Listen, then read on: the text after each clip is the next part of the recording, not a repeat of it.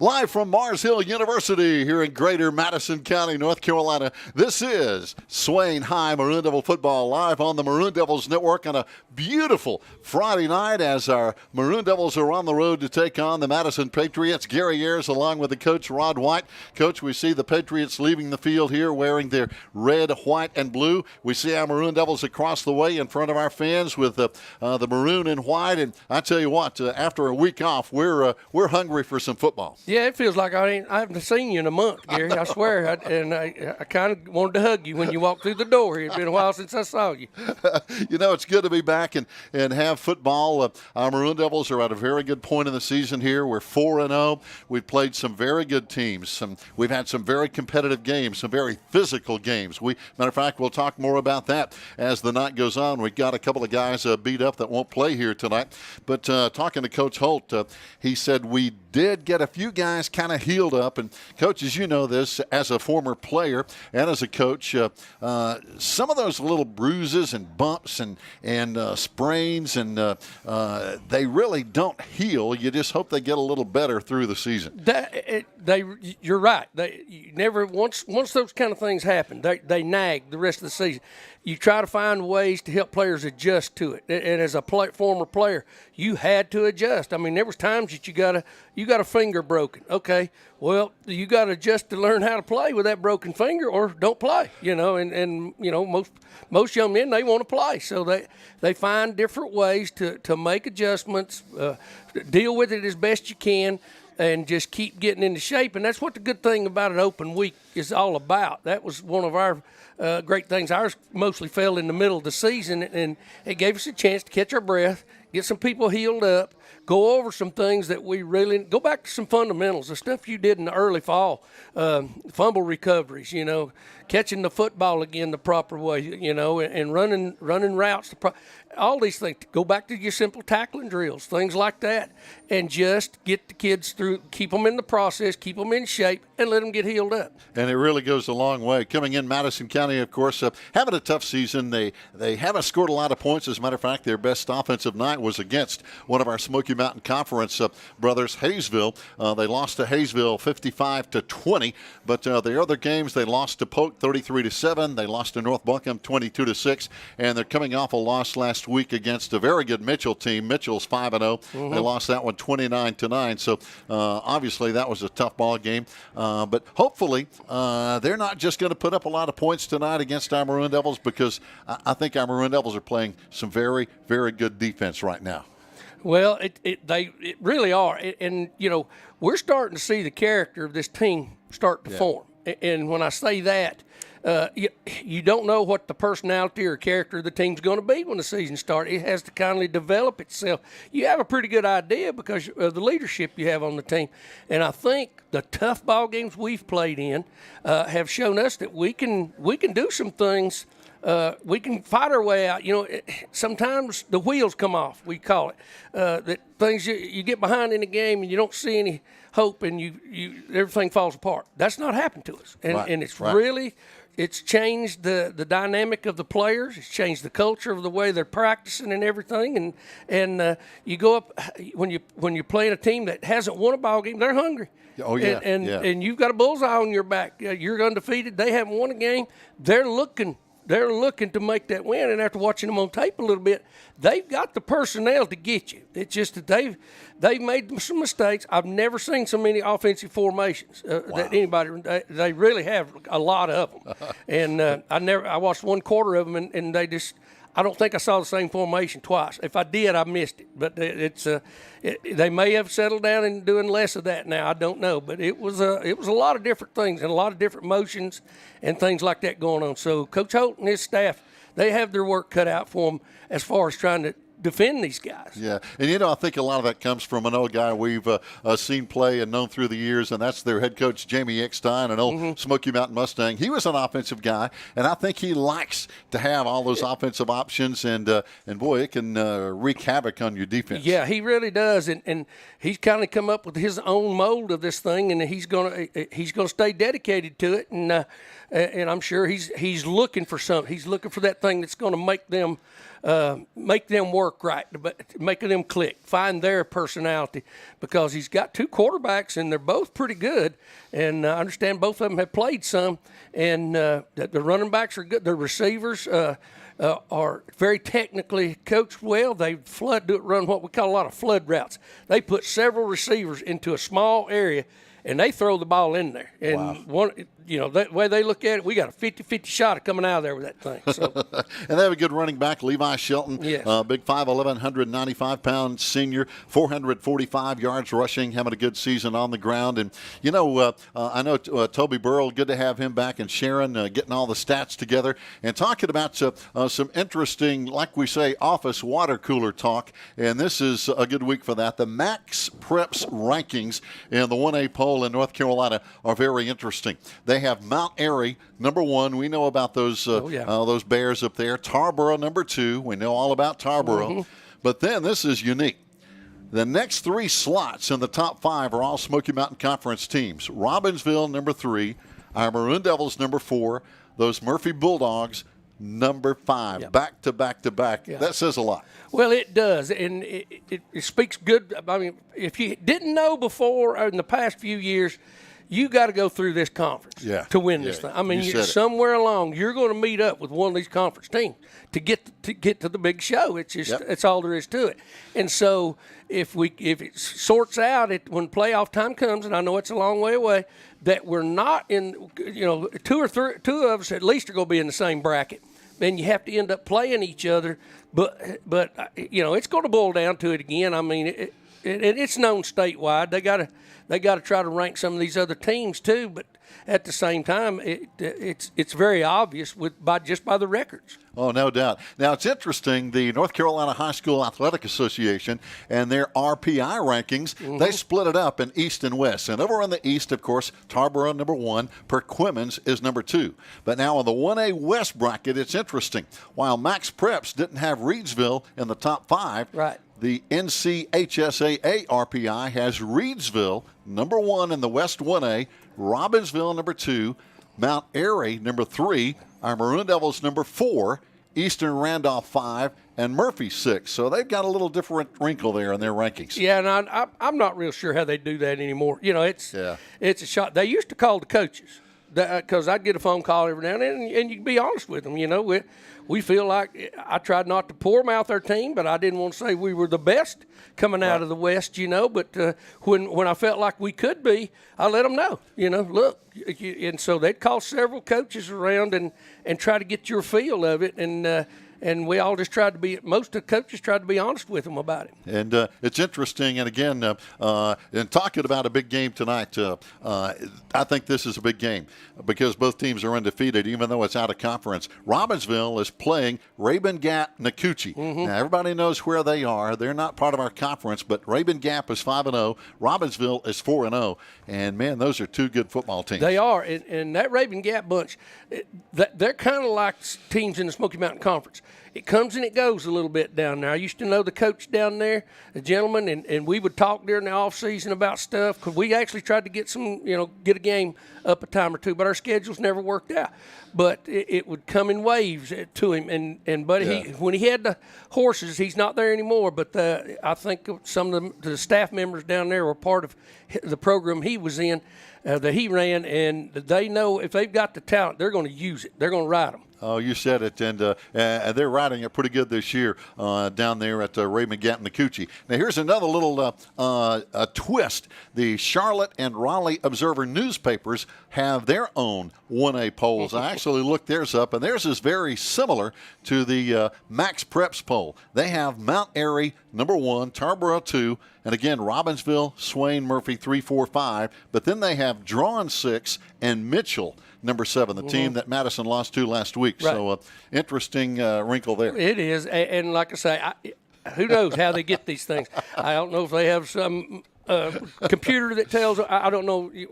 It's everybody's got a little different way of skinning that cat. But you're right. But that it's interesting. I'm just glad to see, because people know about the Smoky Mountain Conference. When you look at the polls and that many teams from the Smoky Mountain Conference are running that high in the rankings, then I mean it's no secret. It really is. Friends, we're going to take a break and let our great sponsors who really support our team give them some recognition. Then we'll be back and talk more Maroon Devil football. Stay with us. We'll be right back.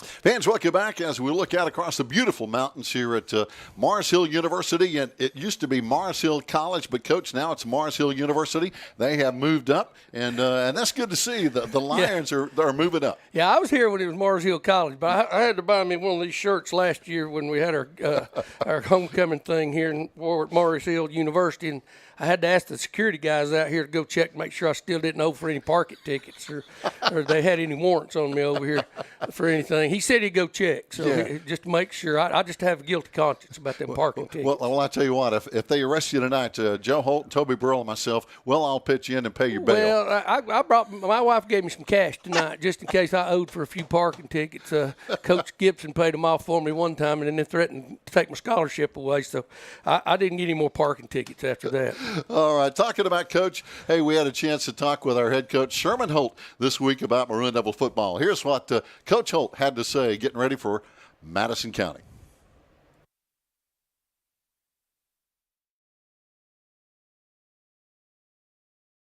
Hi, everybody. Welcome back. It's time to talk some Maroon Devil football here on the Maroon Devils Network with, of course, our coaches show with head coach Sherman Holt. We had a week off last week, Coach.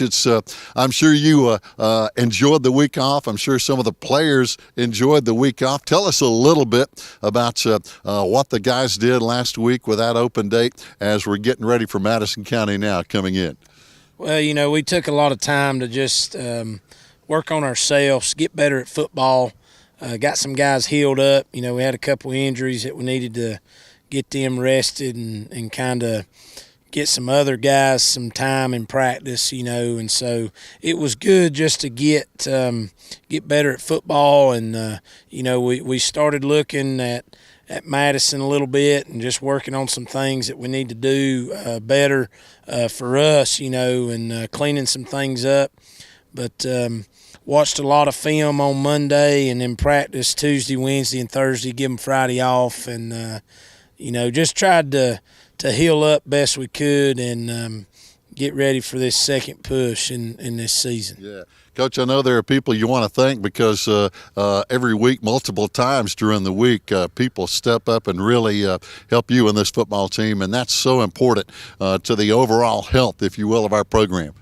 Yeah, this week we still got the local market to BP. They're going to give us spaghetti tonight. And then Mark Fortner's going to feed us on Thursday.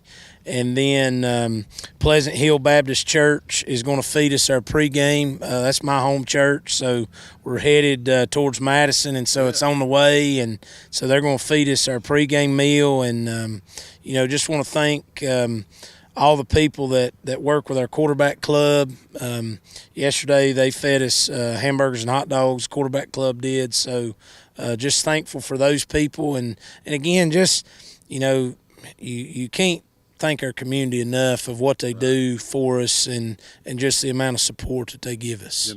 Coach, a couple of guys I want to mention talking about thanking people, it just made me think, and these guys work behind the scenes a lot, but they're working football, they're working soccer, they're working volleyball, and that's Coach Neil Blankenship and Casey Crow. I'm going to call them Coach B and Coach C, but they're behind the scenes, but they do a lot of work that people don't see that really it goes a long way, doesn't it? Yeah, they actually had a soccer game here last night, and you see Coach B and as you say, Coach C, but Casey Crow, he's out here helping, volunteering, and that's what makes Swain County so special, is you have a lot of people that care a lot about not only sports, but they care about our school. They care about, what things look like. And, it's just important to have those people, and just can't thank them enough for what they do for all sports here at Swain County High School. Oh, no question about it. Coach, as we mentioned, we have that week off. Let's go back just a minute if we can and look at what was a very tough football game over at Tuscola at C.E. Weatherby Stadium. So many good things our Maroon Devils did. Of course, you got to kind of start maybe with Josh Collins and the unbelievable night he had running in the football, and I'm glad he got to feeling better as the game went on. So he had one of those nights that you just almost never hear of.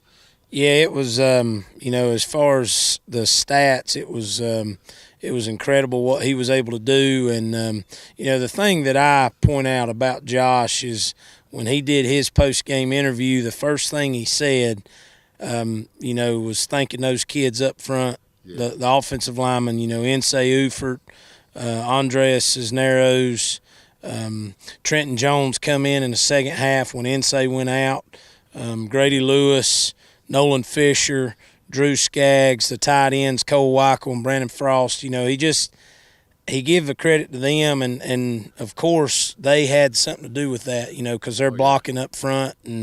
But for Josh, just to carry the ball 39 times and rush for 341 yards, that's an incredible night.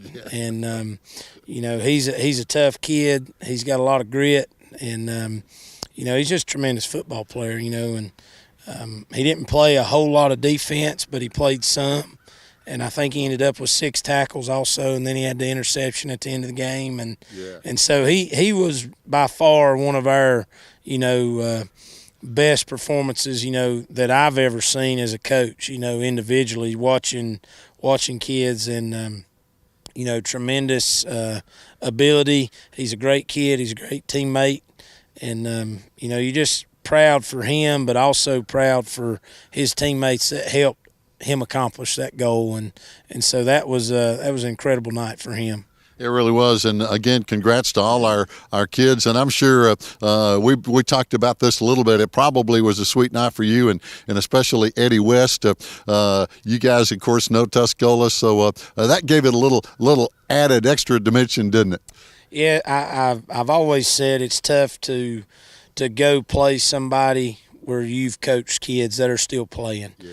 And got a lot of good friends over there, and some of those kids that are playing, I coached them when they were freshmen and sophomores, and so it added a little bit of dimension of, I still care about those kids that you coach because you're always going to do it. So it makes it tough, on you as far as that week of preparation. But, our kids here, they were just so gritty, and that was the one thing I told them after the game. There's plenty of times we could have said, you know what, we're not going to keep pushing or keep grinding, and our kids, they just hunkered down and they played extremely hard. And the defense in the second half, to give up 6 points to a team that has the ability to score, that was a tremendous accomplishment for our defense and our defensive staff. And, Coach Napier, he had a really good plan, and we kind of went in there with the bend but don't break attitude. We knew Tuscola was going to be able to get some plays on us. They had a real good quarterback. They've got 3 or 4 real good wideouts that are very athletic, their team, they're a good football team. And I'm just glad that our kids stuck to our plan, and we made some adjustments at halftime, and we were able to come out on top. But it was a true gutsy performance by the Maroon Devils, and I'm proud that they stuck it out, and they just kept playing hard, and they didn't ever give up, and it was right down to the last play. It was. And so that was good for us to be able to pull one out. Yeah. Coach, now we go to Madison County. Interesting scenario. We're going to be playing on the turf at Mars Hill, the home of the Lions up there. And a lot of our coaches, of course, played football up there, went to school up there. So they're going to love going back home, in a sense, to their alma mater. I know Rod White's an old Mars Hill Lion, Coach B, as we talked about him, and so many others. I'll start naming names and forget some. But interesting place to play. Madison County has struggled this year in football. They're 0-4 coming in. They've had some tough ball games. They've had a tough time getting points on the board, single digits just about every week except Hayesville. I think they put up 20 against the Hayesville Yellow Jackets, so they know Smoky Mountain Conference football. But you just can't take a team like this lightly, can you? Because those are the teams that can be dangerous.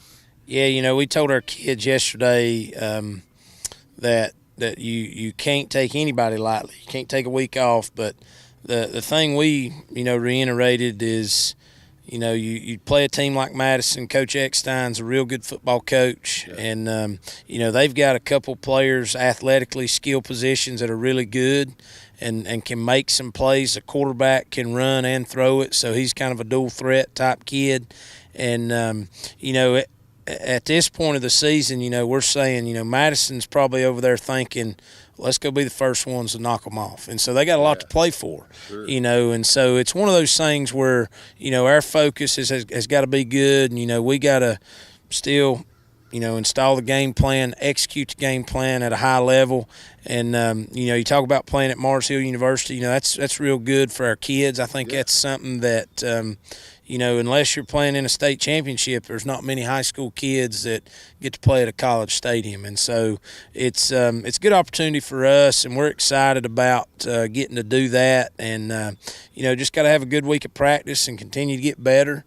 we're not where we want to be right now. And so it's just one of those things where, Madison, no matter what their record is, they're this week's opponent. And, Coach Eckstein's going to have some things probably up his sleeve. He's a good football coach. And I can remember when he was at Smoky Mountain. And so just some you got to be ready. And he's a very good offensive mind. And so defensively for us, we got to be prepared and ready for anything, because he's come out and he's lined up in a couple different things, and so it's going to be fun, and it's going to be an interesting challenge for our kids. Yeah. Coach, we hope our fans show up, because it's interesting. We were at CU Weatherby Stadium looking at our fans coming in on the visitor side. They were lined up all the way out to the street.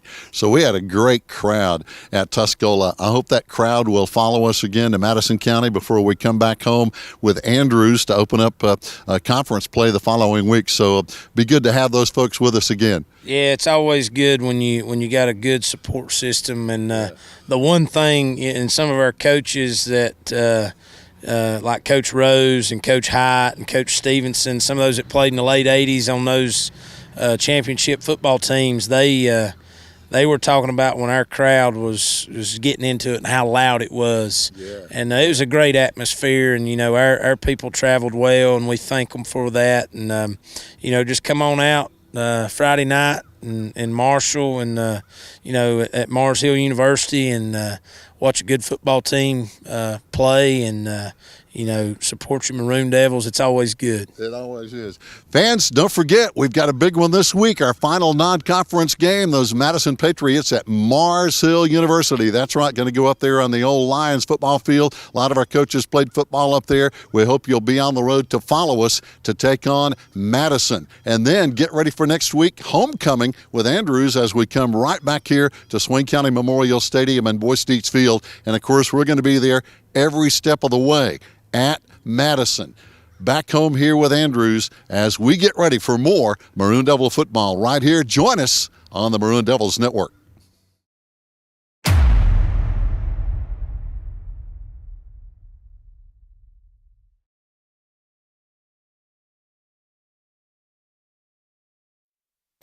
Back live on the Maroon Devil Network. We're getting ready for kickoff here at Mars Hill University, an outstanding stadium. Coach, I know you played here back when, but they've spent a lot of money on athletic facilities here at Mars Hill, and this is a really nice stadium. It really was. We played on natural grass here, and it was always in great shape, and it was always a joy to play here.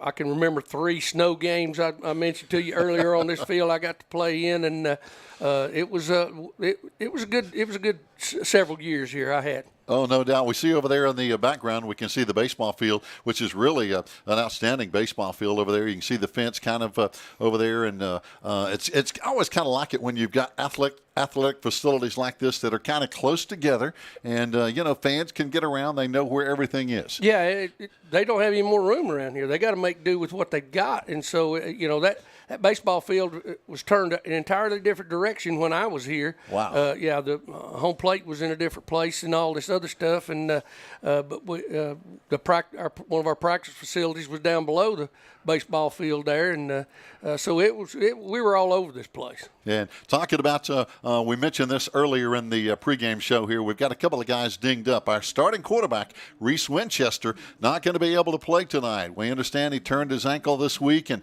he was out there actually as one of the captains on crutches. He's on the sideline over there in crutches, and man, I hope he gets better soon. He's a good player both sides of the ball. Both sides of the ball. Andrew Cody will be taking his place, I'm pretty sure, when we see us start on the offense here in a little bit. But we're going to be kicking off now. And here we go. Brendan Lanning going to be kicking it off. He's going to kick it right over there on the right side, taking at the 22. They're going to run a little razzle-dazzle, toss back, and there's a nice return out across the 35-yard line. So Madison already with a little trickery. Yeah, they ran that like a trap play. He took the ball back there to the guy, and those front line people fell over there and actually kicked out, blocked on 2 of our our outside defenders and create a running lane. It was basically a trap block. So you don't see that much on kickoff returns. No, but I like that. No, that was pretty smooth. Worked out pretty good. 37-yard line is where Madison will take over now. 1st and 10. They're in red, white, and blue. Our Maroon Devils in maroon pants, white jerseys. And they are going to come out of the shotgun with 3 wide. Yeah, we got actually 4, but the tight end is ineligible because he's covered up. And, pass is going to be, are they going to say caught? Incomplete. Incomplete. No, it's on the ground. The back judge there, he saw the ball hit the ground before young man scooped it up there. And that's their best target tonight, Coach. Yes. Number 3, Gavin Galt, has 11 catches, 238 yards, a couple of touchdowns. So Galt is a guy we're going to have to watch. Yeah, I'm real curious about the formations and everything. They've got a lot of them, and you're probably not going to see the same formation too many times in a row. Here now they come out with the wing set and 2 splits, 1 back in the backfield and a tight end. This way, going to start to run an option look, pitching it. Bad toss. Yeah. Bad toss. Getting on it back there was their best running back, Levi Shelton, but it was tossed behind him. Yeah, that's what's hurt them in the past. Well, a little bit of film I got to watch on them is they've shot themselves in the foot a whole lot, and we need some of that. We hope that carries over tonight because they got the people to move the football. They just have a hard time hanging on to it. Turnovers have eaten them up. And tackles for loss. And, boy, you can see that. So much about that kind of a play is just timing. It is. It's all about timing. And the quarterback there, they were trying to run a speed option to the boundary. Going to make a little adjustment here on defense right here. As we look at that 3 front, and I love this. I am so glad that Coach Holt and his staff have decided this is the way to go because anybody that knows me knows I love this. I ended my coaching career with this. This is what I wanted to do, and we did it for several years with this 3-man. We called it a wolf front. They've got different names for it, but I still refer to it as that because it became near and dear to my heart. But when you got a nose man like Luquar up there, and you've got Insay out here at a tackle, and then you're looking at. I mean, it's perfect for me. Grady Lewis at the other tackle. These guys make this thing work. They take on blockers. That's their job. Here we go. 3 wide on the right side. Back to throw. The quarterback rolling right. Has time. Stops. He's going to tuck it and run. Now he throws at the last second. Sir. Almost past the line of scrimmage, but that was a huge first down. Big tackle down the field here by the Maroon Devils, Keontae Graham, knocking him out of bounds. Yeah, Keontae put him down. He did. But now we can't let that happen too much. That just inspires this their offense and this quarterback. I mean, Insay all but did tackle him. He got held there at the line of scrimmage. But that didn't get called. And but you watch the line. It's mostly the responsibility of those linebackers to come out of that their drop lanes from the curl and try to take that quarterback away. And before we could, he got it. And we're probably going to be slant to the wide side. You can see those 3 down linemen. And there's Insay. Right there it is. Yep. Man, he was all over that play. Yeah, I love this. I swear I do because they don't know exactly what he's going to do every down. Those 3 down linemen up there are so important to make this defense work. People just you don't realize it unless you've played it or you've coached it. This is it's what you start out with if you run a 5-man front and you take both what used to be the defensive ends and they become outside linebackers. And the good thing is 2 of those 3 front guys are juniors. Yeah, and now you see it built more of a 5 front. Going to walk it down because of the formation because they got 2 backs back there. Here's take the that option. Quarterback away. Yeah. And good play over there that time by one of our DBs coming up. That's Skeet Cook over there, 23. Yeah. Skeet's at linebacker. He and Lucas. Lucas are there, and they're well schooled on that. And their job is alley play.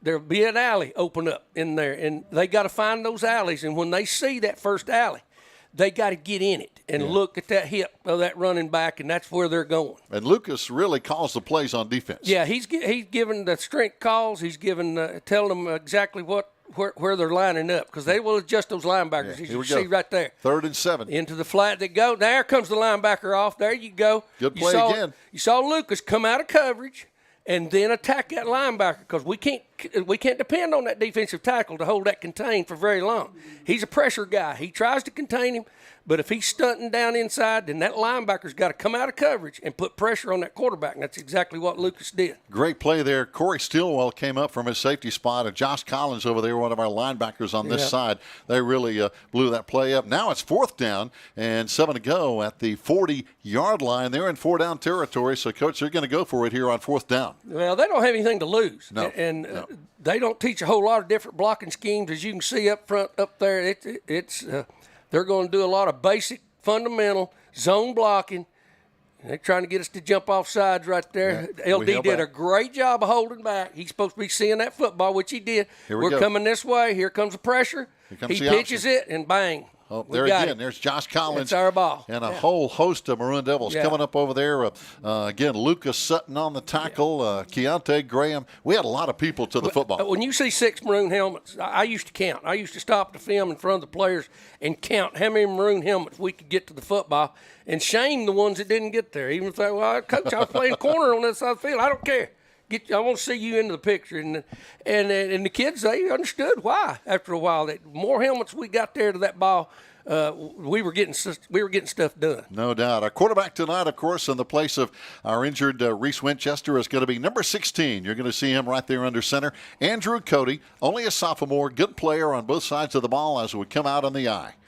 And, boy, they've got a bunch of guys up there in the box, and they come right up the gut. Yeah. And they're blitzing the whole way. And coming there was a big blitz and a big sack for that. That's Max Shelton, the sophomore. Now, exactly what Madison is doing right here is between the tackles, they're going to pack as many people in. They're not really concerned about the edge play. They're concerned about the center of the line of scrimmage, trying to take care of the veer game and anything that we're going to do in a minute. They've seen film. They know. And with 9 minutes left to play, we come out with a tight end wide. Here come the gaps again. They're trying to plug every hole. And there goes Josh. There goes Josh, who had 341 yards. No, I'm sorry, 241 yards. Well, no, wait a minute. It was 341 yards it didn't sound right, does it? Yeah, I'm like, wait a minute. Can that be possible? Yeah, that's exactly what happened. And he was recognized by the state for that. And, yes, he was.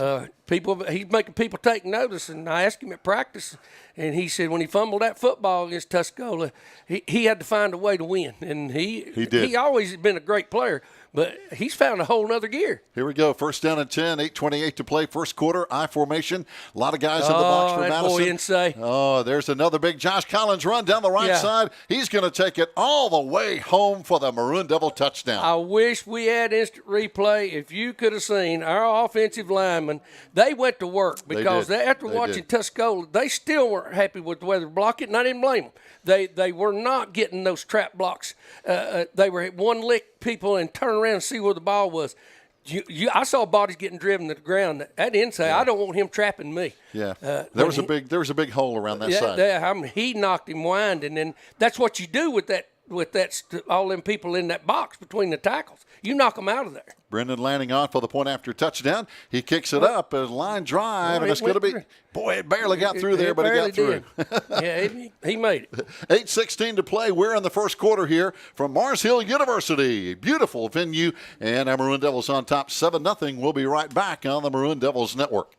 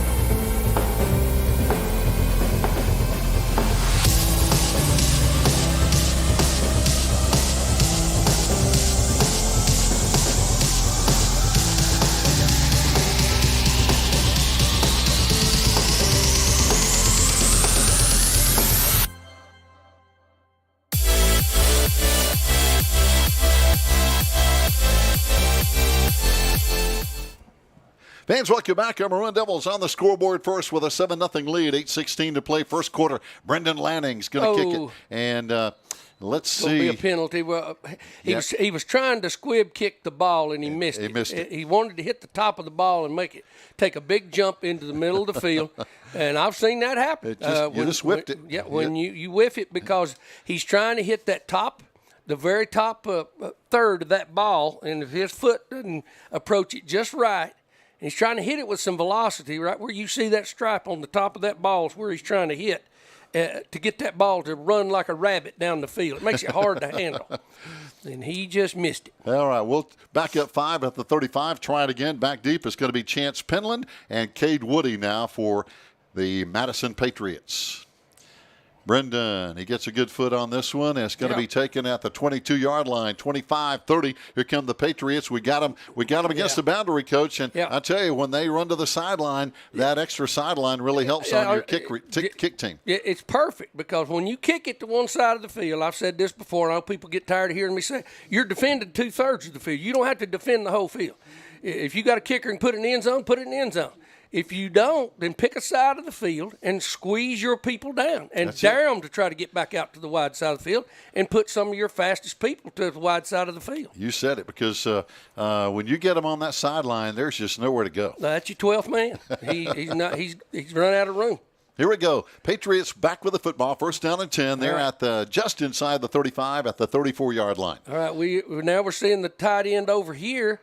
And going to run the option this way. Yeah, they're running this option all inside night. Out. There's Josh Collins again on a big tackle along with Lucas and Josh are just having a big game already. And when you string that thing out like that, you don't want to just go take that quarterback. That tells him to pitch it right now. You want to string it like that because that's that alley play we're talking about. There's a seam there that those linebackers will see from those 3 down linemen, and whoever how coach wants them slanting or stunting, he'll play it straight up here a little bit in just a minute because from what I'm seeing out of Madison, they're trying to use these formations to just get advantage on us. And here again, we're seeing the wing and 2 splits. Now Lucas is going to have to come out for a minute. I think he's got some blood or something on him. Yeah, Mason Cochran's coming in for number 32 in his spot. But those guys up front, Grady Lewis, Insay Ufert, and L.D. Lukemeyer, man, they're doing a job. Just watch them. You'll see them stunt right there again. They squeeze 2 down. Bang. They try to run the ball backside in a zone type block. And got about 3, almost 4 yards. And there again, they're wanting to make tackles, but their job is to occupy blockers. Right. And try to make tackles as much as they – and they're not going to make pretty tackles. They make what I used to call trash tackles. They use their arms, and that's what makes those 3 guys up there. They're strong. They're mobile. Well, they've got to plug gaps. That's it. And make those linemen – have to block them, not get up on those linebackers, and allow those linebackers to find those alleys and run into them. 3rd and 5 now. Split backs behind the quarterback this time. Another difference. Got motion again. Now they're going to try to run a lead play. Pretty good play. Out across the 45. First down for Madison, and a good carry out there by 44. Leading the way, that's Zach Shelton. Yeah. Lucas coming back in the ball game now, and that's that alley play again. They used it a little bit. They used that extra running back that they put back there to run a type of isolation play, and they were isolating that linebacker, the inside linebacker. You got 2 inside ones and 2 outside ones.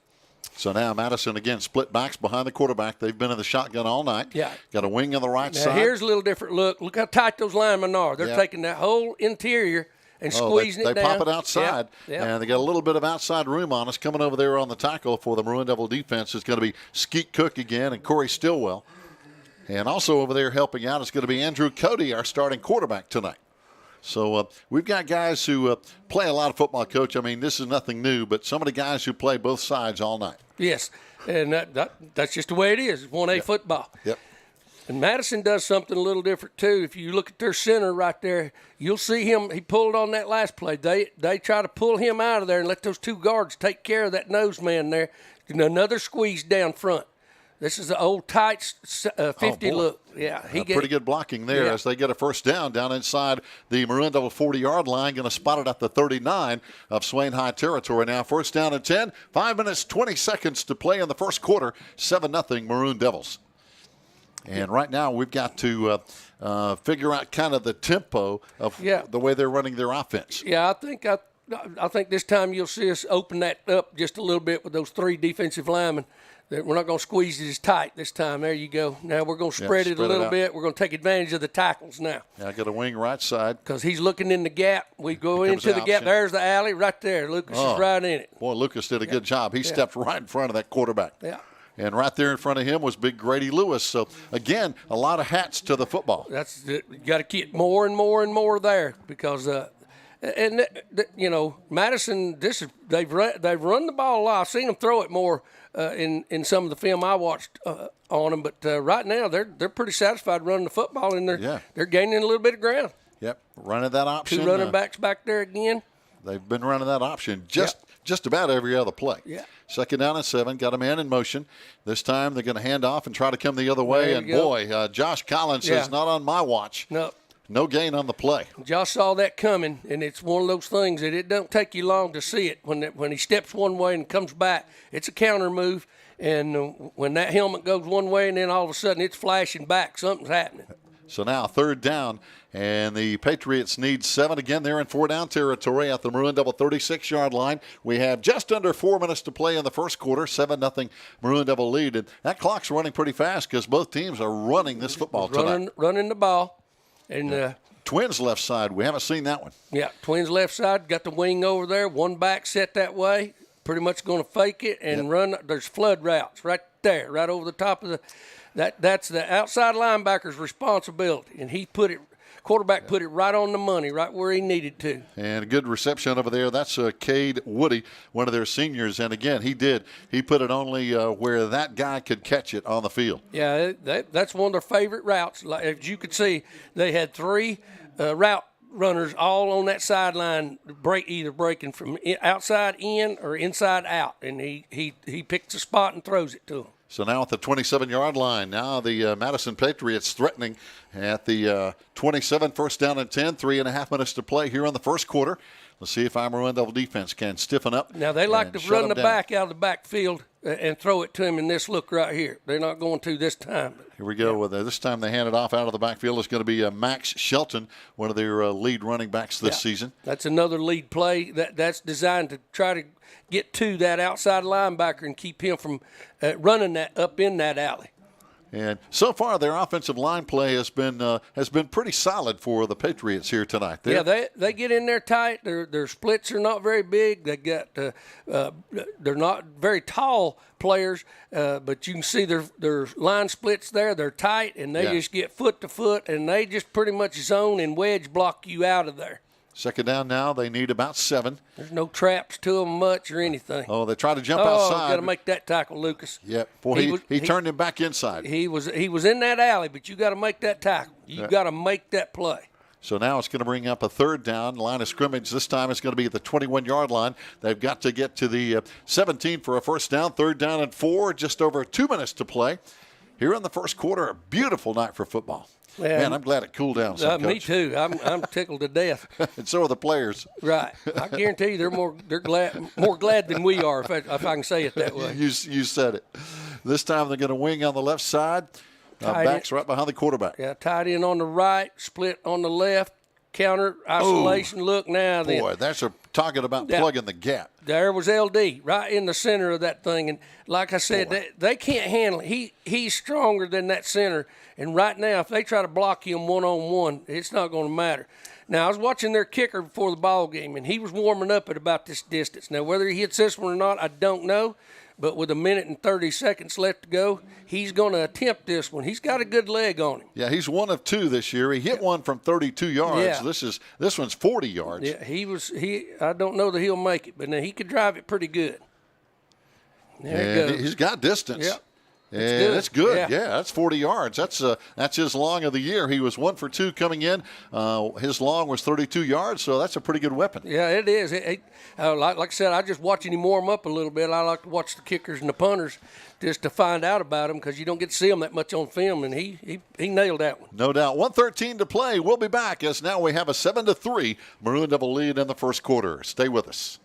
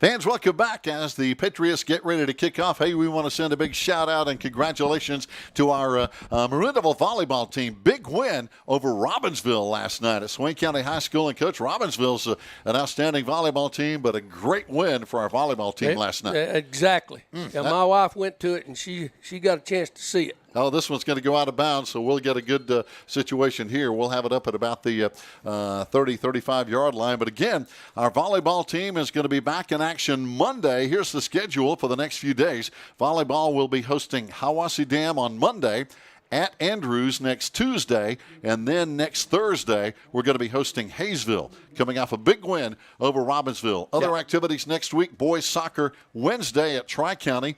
JV football, our final game, hard to believe, will be hosting Robbinsville next Thursday. And coming up tomorrow, our cross-country team is going to be down in Charlotte at what they call the Hare and Hound down at McAlpine Park in Charlotte. So, man, so many events here, Coach. It's going crazy. And yeah, they got to move it up to the 35. The kickoff went out of bounds, and that's the rule.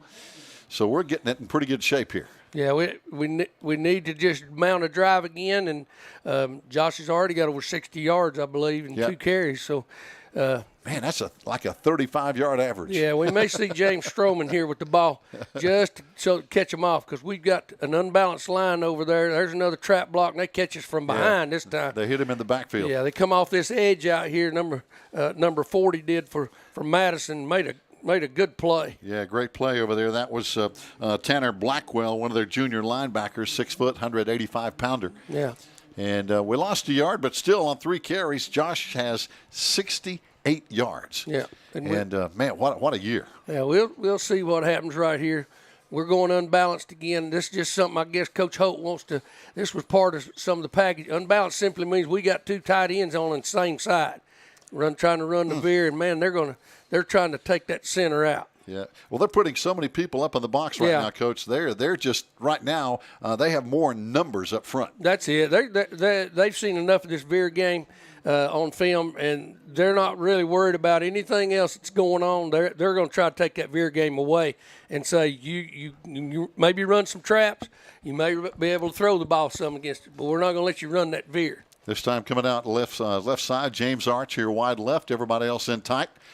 As, again, our quarterback here tonight, under center, Andrew Cody, in the place of the injured Reese Winchester. They have a lot of guys up in the gaps.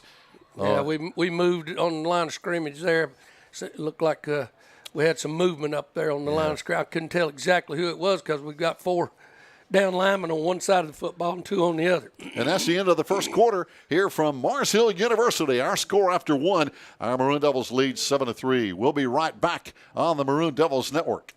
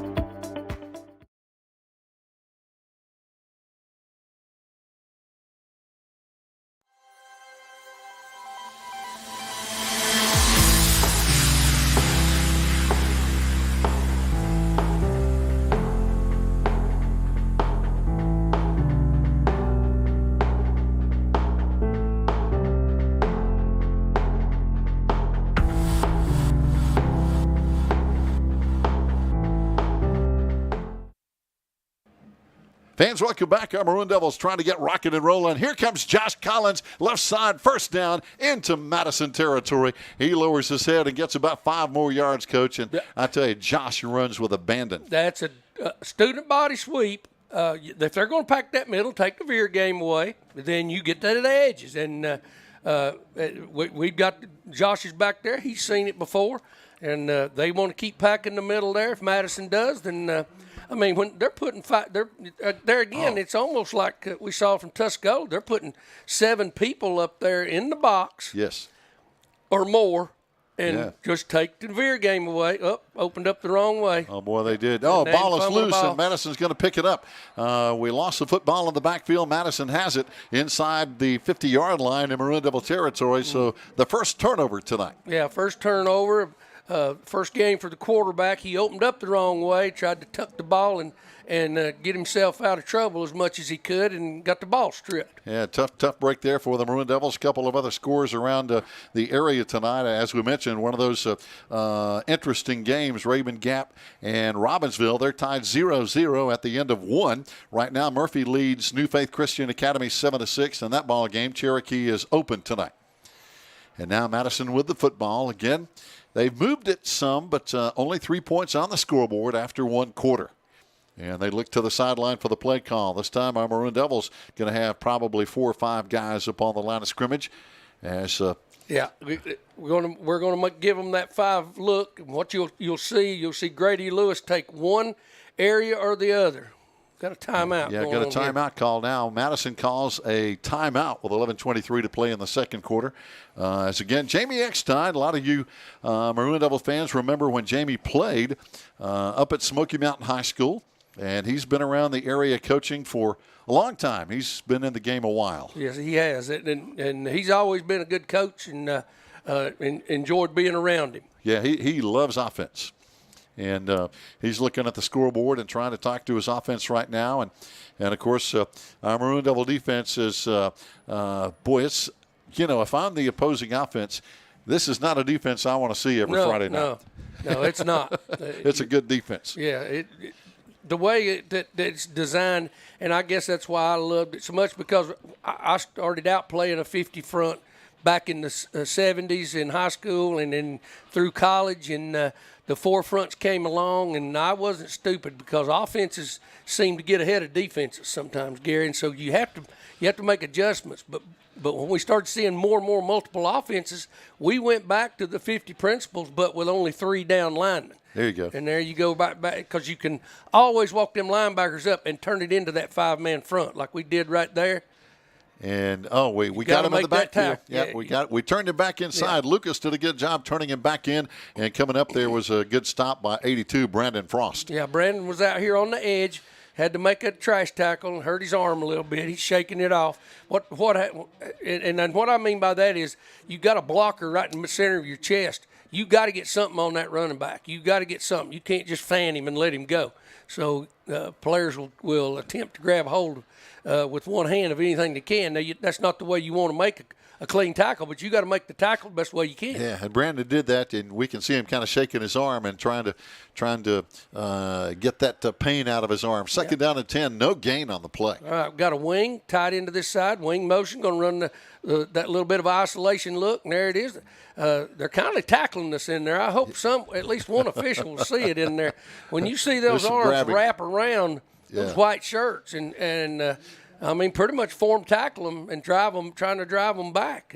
Yep, that's got to be a hold sooner or later. Yeah. Grady Lewis, great tackle on that play for the Maroon Devils. They only got 2 yards. 3rd down and 8 coming up at hour 47. Yeah, they were attempting to double team Grady, and he's been taught what to do in that situation. And there again, keep that pad level low. And that's the key right now. The Maroon Devils, again, a 3-man front on defense. 3rd down and 8. We have 10 minutes to play in the first half. 7-3 Maroon Devil lead. All right, got Drew Skaggs in at the other tackle now. He came in replacing the inside. You see the slant coming. You see the linebacker over the top. But he throws it right in the hole. Yep, got it right to his favorite receiver there, Gavin Galt. And he's got a first down inside the 40. That was another flood route. They got all 3 receivers are within 10 yards of each other over here, and he looks them down from the deepest one to the shortest route, and that's exactly what he did right there. Yeah, the quarterback, of course, trying to keep this drive alive. Zane Buckner on the season, 7 of 18 passing. He hit one for 64 yards early in the year, so he's got the capability of getting one deep. And now he's going to be in the shotgun. That's number 12, only a sophomore between the 2 running backs. And he hands off, and they run to the right side. And, man, there's some good tackling up front. Drew Skaggs over there. he was the first. We were slanting that way. He realized it. He didn't even have to look up. He knew where the ball was by the way that offensive lineman was trying to block him. Yeah, he got it from behind. Yeah, and Drew's just a sophomore. I mean, he's coming on. His feet have improved so much, and he's a big guy, and he's a player. He really is. 6'5", about 260, I think. Again, he looks bigger than that. He does. He really does. He's a big fella. And he's playing big for a 10th grader. He really is. Right now, 2nd down and 10. No gain on that play. Madison, a wing on the left, split backs behind the quarterback. This time he's going to roll to the lleft side. He's going to keep it all the way, and he ran into Lucas Sutton. Yeah, both linebackers were right there in the same alley. We slanted to our left. That was the front three. If you could notice their helmets, that's all you got to do is watch their helmets. That means both linebackers now, inside linebackers, when they see that movement of that offensive line, they're both coming in that alley on right where that tackle leaves from. Good job, some of our guys coming up. Skeet Cook out there, number 23. Lucas Sutton, Brandon Cross still rubbing that arm on the right side. Also playing over there on that side, Josiah Glaspie over there, and getting it done on defense. Right now, 3rd down. Patriots need 8, and they're going to use their second timeout here in the second quarter with 7:45 to play. And the Maroon Devils up 7-3. We've got more football coming up after this.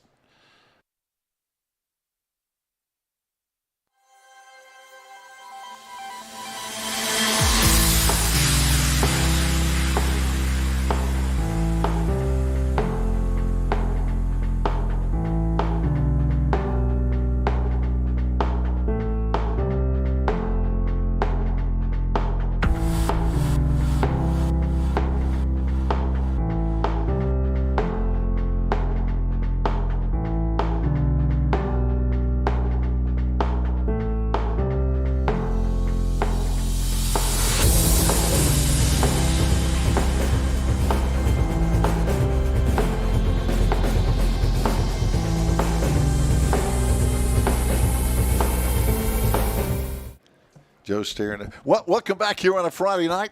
As we get back on the field, Madison didn't take long. Jamie Eckstein got his point across to the offense. Play clock is now rolling with 7:45 to play in the second quarter. Quarterback rolling to his left, fires, and he throws it out of bounds. He had nowhere to go because in his face was Skeet Cook. Yeah, in that particular one, if you notice, those defensive linemen were tilted a little bit, and the nose man then put the pressure on through a gap on where the tight end was, and put the pressure upfield, and the linebacker comes through and over the top and takes care of that while the outside linebacker's in coverage.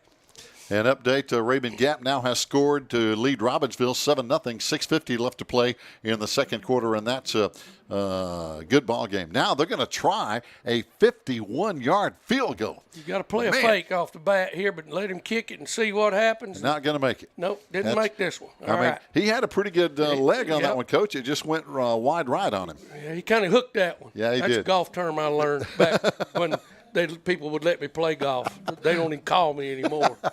You hooked it too much, right? I sliced the darn thing into Georgia somewhere. I don't know where it ended up.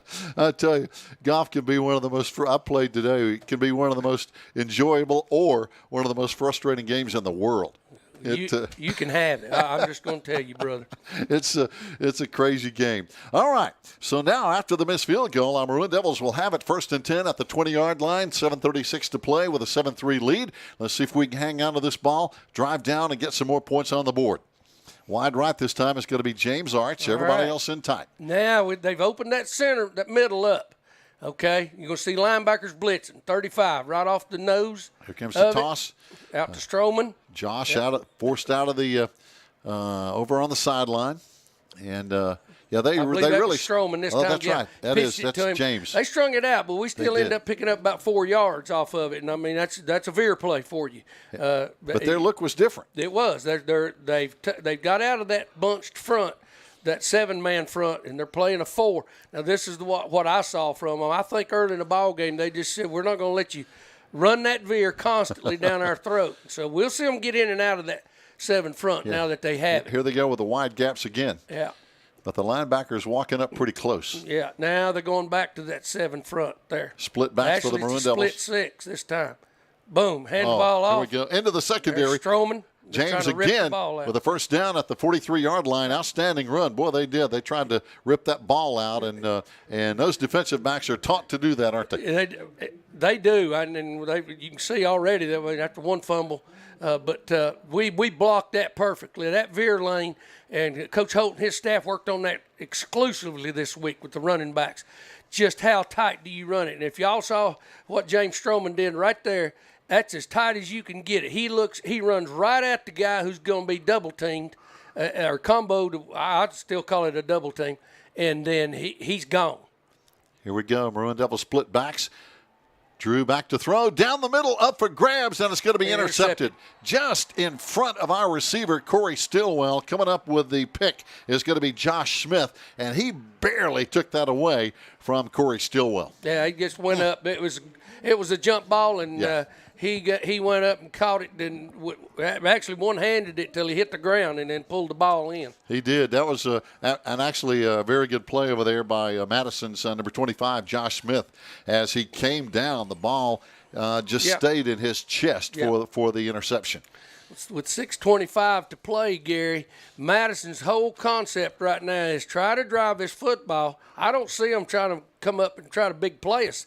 It's going to be put two backs back there, just like they're doing right now with that wing. Yeah. Keep running that counter isolation look. Watch this wing back. If he goes inside, they're going to try to pick on the linebacker. He went outside. It's going to run the option look. Yeah. Bobble the football, and our Maroon Devils all over it, led by Skeet Cook again. Yeah, no, we're not giving them any look as far as how to run that. That's a lead option right there. The near back, he's trying to block the run support man, whoever's got pitch, and then it's left up to the quarterback to make a decision whether to keep it or pitch it. I tell you right now, Lucas Sutton and Brandon Frost, those guys are in the backfield as much as they're running backs. Yeah, and it's when Skeet and Lucas both.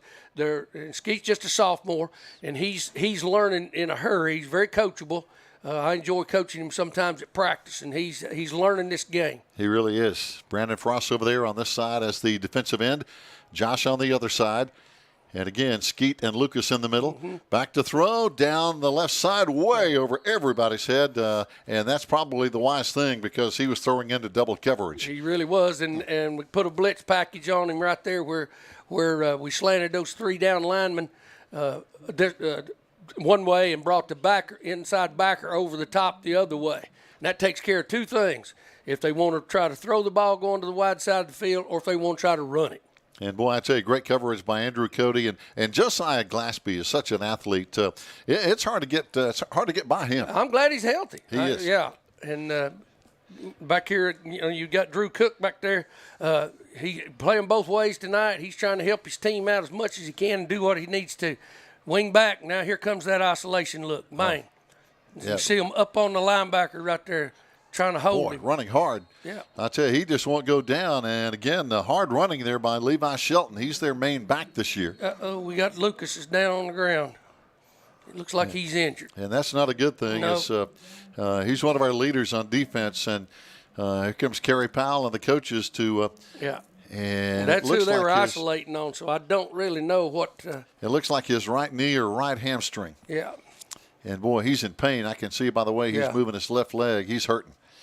And while they work on one of our defensive leaders, again, Lucas Sutton will be back after this timeout on the Maroon Devils Network.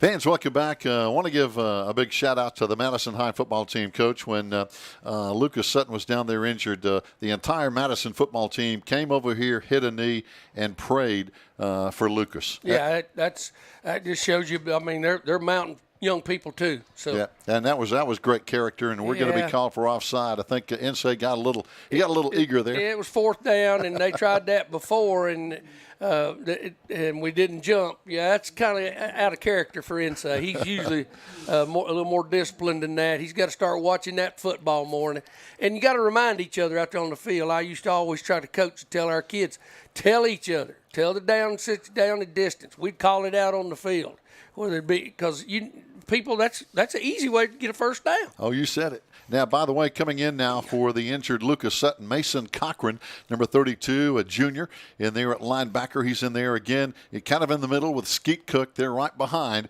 those 3 down linemen. They're the 2 inside linebackers. Yep. He came on a little bit earlier. There's that isolation look. Oh, what a hit by Grady Lewis. I'm telling you, you got to watch these front 3 play, guys. It just is fast. That's why I love this defense so much. You can do so many more things with them, and once they take ownership of it, it's fun to watch them play. Well, Grady and Insay, they were in the backfield in a hurry. That's it, and they can get them blocked sometimes, but they can't keep them blocked all the time. And although their job is to occupy blockers, at the same time, when you're moving them around, they're not sitting still a lot. And you're doing different things with it. You're tilting them and different things. Like right there, you see Grady Lewis tilted in on that guard. Yep. Now he's trying to get over down, the top. They throw it. It's going to be complete over on the sideline. They got about 4 yards back.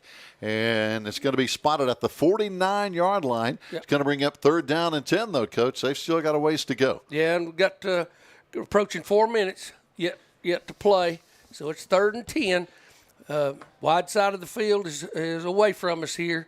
That's something that Coach Holt and Coach Napier, they see that. And I always like to get all these big formation teams. We made everything the wide side of the field. We tried to take away. Here's that tilt look I was talking about. You'll see over here how Grady Lewis is tilted. He and LD, they found us right there. Oh, boy, they did. Nice run of about 8 yards down to the 41-yard line. Again, it's going to be Levi Shelton. Yeah, we were late getting to the alley then, and it's a double isolation look. They use that near back. He's attacking the inside linebacker, and they try to use a lineman. Sometimes it's a center, sometimes it's a guard to get to the other linebacker. And you just have they've got it switched up. Like I said, they got so many formations, it's very difficult to hang your hat on any one of them. 4th down now. They need 3:15 to play in the first half. Wide this side time again, we got a bunch of guys up front. Trying to get us to jump off. Got a play called. There's the same play. Oh, and they run it again, the same place, and got the first down. Got the first down. So big first down now for Madison coming up. Josh Collins on the tackle. He's over there. They're over there talking right now again with Skeet Cook. They're working on this on defense. Yeah, we've got to they figured out now exactly how to get that linebacker blocked, and Skeet's having a hard time figuring, exactly how to take this thing on. Yep, and Mason Cochran's over there trying to say, guys, what can I do to help?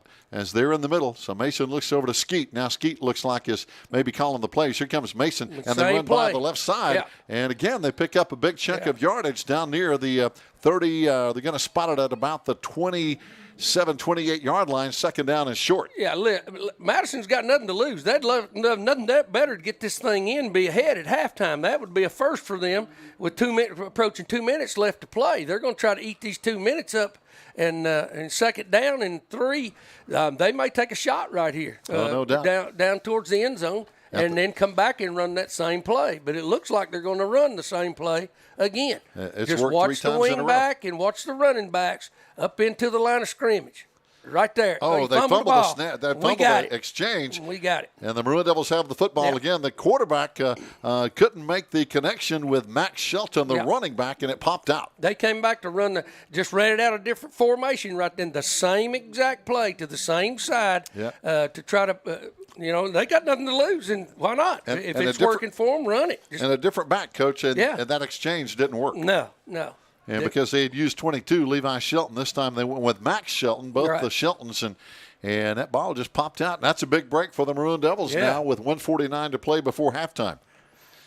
And let's see if we can, we don't have a lot of time, got to move the ball down the field as we're going to line up now at the 27-yard line. Two tight ends. Here they come with a blitz. Sweep again, just like we ran earlier with Josh. Outside. Throw that block on the edge. There you go. More big yards. He gets out of bounds up at the 33-yard line. That's important right now. He stop that clock, Mr. Fish. You should have stopped it ahead of time. Yeah. Yeah, they finally got it stopped at 1:35 because he was out of bounds. Yeah, and about 5 seconds ticked off before they called it. Yeah. So now second down. We're going to need 3, and we're going to call a timeout to get the offense set and probably call a couple of plays, Coach, I'm guessing, with 1:35 to play. Yeah, hopefully that's, he's got his own plan down there with his coaches, and they're trying to get everything organized because the time is limited, and you're going in, if you keep the ball right here, worst case scenario, you go in halftime, you're ahead. But I know their expectations are higher than that. They wanted to blow this thing open, but Madison's found something. We're down a couple of players, and they're figuring on picking on us. Yeah, I was looking over there on the sideline. Lucas Sutton, our outstanding linebacker, over there on the bench, and boy, we hope he's okay. Yeah, they'll keep checking him out, and he'll have to have that evaluated. I just hope it's not a knee. It looked like a knee injury, but I can't say for sure. But yeah, we hope not. Again, big kudos to the Maroon Devil volleyball team. Big win over Robbinsville last night at Swain High. Our volleyball team going to be hosting Hiwassee Dam on Monday, so come out and back them up. Coming up tomorrow, a cross-country team down in Charlotte at McAlpine Park at the Hare and Hound. Big meet down there. JV football, last game of the regular season coming up for the JVs next Thursday, hosting Robbinsville at Swain County Memorial Stadium. Here we go, second down, toss right side, Josh Collins. And he's going to run it out of bounds, stopping the clock, but gets the first down. Oh, now we're going to get penalized. Blocking too late, blocking behind the ball. Uh-oh. Yep, that'll wipe out a first down. I believe maybe on Nolan Fisher. He was trying to drive block him. That's something they've been really trying to work on, is staying on blocks. But he was blocking him a little late back there in the backfield. It looked like it's what the officials saw. So that's going to penalize us. Yep, going to move the ball back. We had the first down. Personal foul. Yep, it's going to be against the Maroon Devil offense. And that'll move the ball way back down the field, down to about the 23-yard line. Yeah, that's a tough break. Yeah, it's hard to overcome that, even in the time on the clock now. Yeah. Now you're in a position just try to get a first down and keep possession of the ball. You don't want to either try to run the clock out. It looks like they're going to come back with that 8-man front. Is about all I can call it now. It went from a 7 to an 8. It looked like. Yeah, now the officials still talking about something out there. They're meeting. And, again, here's the scenario. We have a second down. We need about probably 13, 14 yards. We have a minute and a half to play in the first half. Right now we have a couple of timeouts left, and we have a 7-3 lead. So, again, protecting the football and at least going into the locker room with that lead right now is paramount. And can we break one and score? We're going to find out. Madison again, kind of mixing up their defensive looks here up front. Maroon Devils in the eye. Boom. Fake the toss. There and there's Josh Collins knocked down at the 25-yard line for a short gain. We had it blocked. We just got caught from the inside out on that one right there. We pulled the tackle inside Uford over the top there along with Frost. I believe we got a timeout called right here to try to get the because it's bringing up third down in about 10. So we have a minute 15 still left, and again a 7-3 lead. And don't forget, it's hard to believe, Coach, but next Friday we're going to be at home with the Andrews Wildcats, renewing some old acquaintances there with James Phillips and Matthew Manley and some of those guys over there from Andrews, and that's going to be homecoming at Swain County Memorial Stadium. So you know everything that goes around homecoming, a big day. It is, and then it it's a good time of year, and fall's here. Yeah. These last few mornings, it's starting to feel like fall, and I don't want to wish time away, but this heat's got to go. Amen. Hey, tomorrow actually is the first day of fall, You're right. so on the old calendar anyway. But, it's hard to believe, looking at the schedule, we only have 3 home games left in the regular season. Right. We have next Friday with Andrews, then we have Murphy and Cherokee at home. We go on the road to Hayesville and Robbinsville. So, man, this season's, after tonight, halfway gone. Clicking right along. We're back in I-backs. It may be the sweep again. It is to this side this time. Oh. And he's going to throw it. Josh got a man wide open, and catching it down there is Corey Stillwell. Just run. Corey Just Stillwell run. down to the 15, down to the 10, touchdown Maroon Devils. How about that? Yeah. Josh Collins turns quarterback. Yeah, we saw that play. I believe it was against Tuscola, or I can't remember, where he pitches it back there. And Josh is actually now the backup quarterback with Reese being out. So, yeah, he can throw the ball, he can catch it, and he can run with it. So you make him a threat, putting him back there. That's a great play call. Boy, and the thing that really surprised me, Coach, they came up looking for the run, and Corey was wide open. Oh, yeah. Wide open. He kind of faked him out over here. He kind of acted like he was going to stalk block that corner. The corner ignored him and just went right past him, and he's running upfield all by himself. Andrew Cody holding on the PAT. It's going to be up, and it's good. It got in there. All right. And good job by the Maroon Devils on offense, scoring with still a minute left to play. It's a 14-3 Maroon Devil lead. We'll take one break and come back and finish up this first half here on the Maroon Devils Network.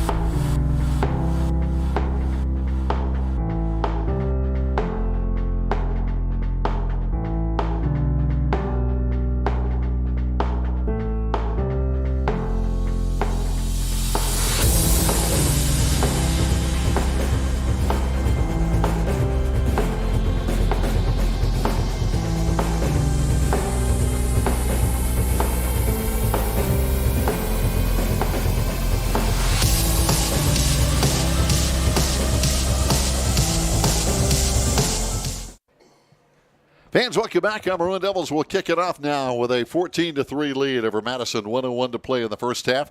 Brendan Lanning on to kick, and right now they have about 7 guys up there expecting something short, and we kick it over their head, angling this one toward the Maroon Devils sideline, and that's where our guys go, and that's where we cut him down right at the 27-yard line, and that's where Madison will have it with just under a minute to play in the first half. Yeah, it looked like Stroman taking a shot in there and making that tackle in the open field over there. The return man, he was just kind of waiting for everything to develop, trying to find him a seam to jump into. So now the Maroon Devils back on defense. Yeah. Again, in those middle linebacker spots, we're going to see Mason Cochran and Skeet Cook. Josh Collins over on the left side. Got to Brandon Frost over here. Also over here is going to be, looks like Cole Weichel. We've got Cole Weichel out here and Josh up at the upper side. Now we're going to that 5-man front because they're running that tight set. That makes, here we go. We got to, there was a holding the call. Holy cow. He tackled him. Cole Weichel got tackled. He even gets up and says, hey, come on, ref, throw the flag. That's ridiculous. It is. And the head man standing back there watching it. Yeah. I mean, it's been really happening the whole game. Now they're going to penalize us. Yeah, because somebody said something. Oh yeah, somebody said something, and somebody got their feelings hurt out there with a striped shirt on. Yeah, somebody said something, and they heard it. So that's going to be an unsportsmanlike conduct against our Maroon Devils. But they should have called the holding call. That's what's going on, basically. And it's just, as long as Madison can get away with it, it's just like the old Murphy thing. Man, I'd tell our players, look, they're going to get away with it. They don't care if they get called for it, but they haven't been called for it at a time now. Nope. I'm not making it up. They've been tackling us. If you've been watching the same game I have, they're not. Yeah, Cole Weichel got tackled. Yeah, they're not blocking us. They're trying to tackle these defensive linemen and linebackers. Yep. And all right, here we go with 41 seconds to play. First down now, Madison, right at midfield, right at the big Mars Hill Lion logo. And this is a nice field to play on. Maroon Devils now, this time with the wolf front. This time they're going to run they're going to try to throw one out of the backfield. This one didn't work, as that's Eli Teague that threw it, but it's going to be way short of Gavin Galt. Yeah, he didn't get the same on it that Josh got on his, but it was the same type of play, just getting it to a back and letting him throw it. That's it. Going to be incomplete. That leaves 29 seconds on the clock here before halftime. And now coming back into the lineup is going to be Zane Buckner. So they've alternated quarterbacks here a time or two. And number 12 has been the go-to guy most of the night. He's going to be in the backfield, and they like the two backs beside him. Yeah, with a wing. That's kind of been their favorite. They're staying with that now because they found a home over here on both sides. Oh, they blew that one up. One of the running backs made a mistake right there, but they still got some positive yardage out of it. That was the same play they'd been running over to the left side. They just switched it to the right. It's the counter with that running back. It's an isolation type play. And that's going to be the final play of the first half, Coach. They're not going to run another play. They stopped the clock for some reason. Wow. Oh, Madison must have called a timeout. They let it run, and then called a timeout with only 12 seconds to play here. So I guess they'll try to throw it down the field a time or two, maybe, I guess. They don't mind to throw it. Coming into this ball game, they've been averaging 148 yards on the ground and 104 yards passing. So they've thrown it some. Oh, yeah. Just all these formations lend itself to turning the ball loose sometimes, and just like we've seen them do. Not deep necessarily, but for these short flood routes, and they feel like they're safe with those, and it doesn't bother them to do that. One thing about it, too, Coach, we have a nice crowd on hand here at Mars Hill. I know earlier in the week some folks were saying, hey, what's the address up there for the stadium? And it's 100 Athletic Street. Yeah, well, they should have been coming here when it was a two-lane road in here, but that interstate out there did not exist when I was here. And it was 2 lanes all the way in here, and oh boy, it was a pretty good hike out here. It was, and that 2-lane went all the way across the mountain over into Tennessee, and I tell you, it was like the tail of the dragon across the top of that thing. It wasn't hard. Didn't have hardly as many of those sharp curves, but it was an experience getting across there, all the way up past Wolf Laurel down into Johnson City, Tennessee. Yeah, we used to have to use that 2-lane road going over to play East Tennessee State. Oh, yeah. And it was an adventure. Yeah, it really is. Third down. Great road now with that 4-lane. It's beautiful. Tight end over there. Quarterback ran into the receiver. It to the quarterback coming out of the backfield. That play 22. Just blew up. Yeah. Yeah, the quarterback and the receiver just ran into each other. 10 and 22. The Eli Teague is the guy throwing it. He just kind of ran into Levi Shelton, and that timing just really messed it all up. Yeah, got just a little over 10 seconds left to play.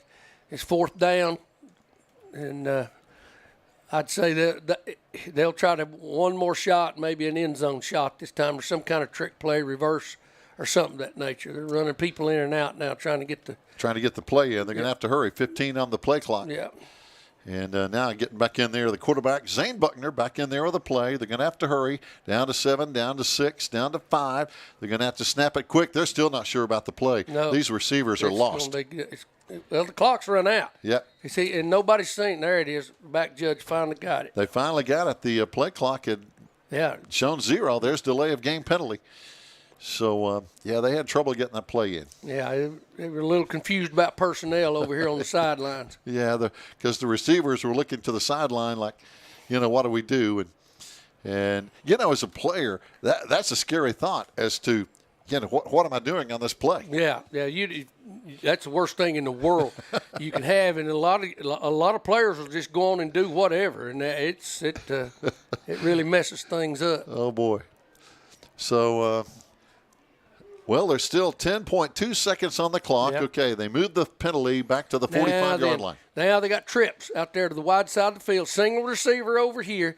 Back out of the backfield is one of their favorite moves right here, running what they call a wheel route. Yeah, and Let's see what happens. We're playing really deep. Yeah, we're just hanging off of them. Oh, there's Josiah. Oh, Joe missed that one. He almost had that one for an interception, but that'll stop the clock. 5 seconds. Time for one more play, and they're just going to try to throw it down the field, aren't they? Oh, well, we got the ball now. That was 4th down. That was their attempt to try to get a first down and get another play in. But so now we've got 5 seconds. I'm guessing, but there are different things you can do. But probably run a play, and go to the halftime locker room. Well, you got a choice, and I think from what Coach Holt's thinking about right here is not taking a knee. I think he wants to take another shot at this thing. Okay. Well, there's timeout, so going to get some strategy. Just knowing him and knowing him personally, he's going to try to put the foot down on the pedal. You know, when you get somebody down, you, as a coach, I used to try to tell our kids not to be dramatic or anything. You get them down. Hold them down. Keep them down, and do not give them an opportunity, and let them know that you're going to try to take every advantage. Now, that didn't mean we didn't take a knee occasionally at a halftime move or something, but we most of the time we would run a running play if we just wanted to run the clock out rather than just taking a knee, because that's too much like surrendering. You never know what's going to happen on a play. Yeah. But like you're saying, it's like the old Georgia football announcer used to say, hey, when you got a guy down, get that hobnail boot down on his throat and keep him down. Yeah, yeah. If you said that graphically today, you'd be on YouTube by tomorrow morning. Yeah. So we don't want to talk about anybody's throat. That's okay? it. That's it. So now our Maroon Devils are coming out. We're going to have, 4 wide receivers. We haven't seen this set tonight. Yeah. 4 wide. I don't think it'll be real dramatic. We'll watch these offensive linemen. If you see them pass set, and this could be our wheel route. I believe it's going to be because we put empty backfield. Collins in motion. He's probably going to there he is. He's going to throw it over to him. Yep, Josh is going to throw it. He's going to hang it up again. Good pass. He's got a man, and it is caught in the end zone. Touchdown. How about that? No time left on the clock. What a play. What a play. That was a great play call. Hey, Keontae Graham. Coach Holt and his staff, I'm proud of you. I tell you. Well, again, our receiver got behind their defensive back. We did everything legal. We threw the ball behind the line of scrimmage, and Collins turned it loose again. It's just a little different look of the same medicine, you know. I tell you, Josh, 2 for 2, and that's 2 touchdowns. That's a pretty good ratio, isn't it? He may be wanting to play quarterback. No, he'll do whatever helps his team. If you don't believe that, just watch him. Oh, no doubt about it. There's Brendan Lanning for the point after, and it's going to be up and good. And that's where we're going to send it to halftime. No time left on the clock. And the Maroon Devils score on the final play with a 21-3 halftime lead. What a great play. That's a great play. What about talking about momentum going into halftime? Yeah, that's special right there. And right now I think Coach Holt's going to take them. They're not going back into the locker room. They're going to go down here in the edge of the end zone down here and have a bit of a team, do their team halftime team talks right here. All right. So again, great way to end the first half, 21-3 lead. And fans, we've got a lot of football left to play. So stay with us all night long here on the Maroon Devils Network. We'll be back.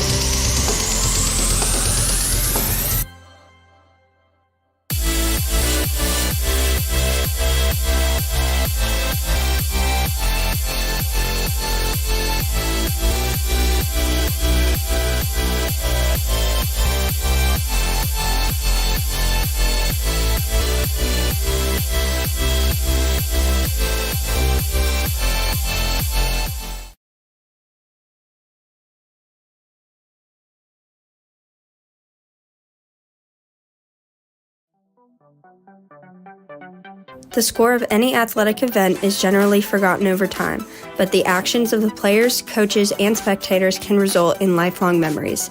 The next time you attend a high school game, think of how your community will remember you. Respect, integrity, and responsibility are values important to our daily lives. In a game, these are translated into the word sportsmanship. Sportsmanship is one of the strongest educational lessons and lifetime values taught by interscholastic athletes. The North Carolina High School Athletic Association views athletic participation as an extension of the classroom where valuable life lessons are taught and learned by student athletes. These lessons are best learned when respect is given to all participants: players, coaches, officials, administrators, and spectators. Sportsmanship. Together, we make the right call.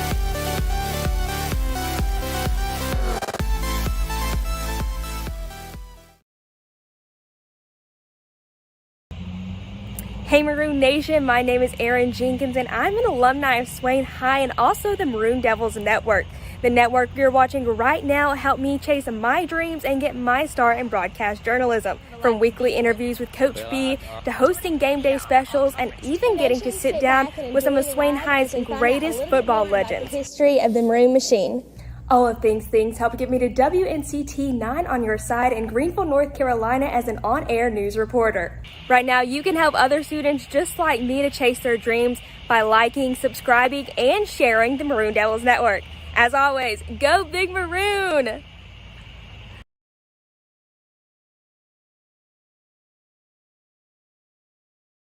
Hello viewers, my name is Audrey Zelinka and I'm one of your student correspondents with the Maroon Devils Network.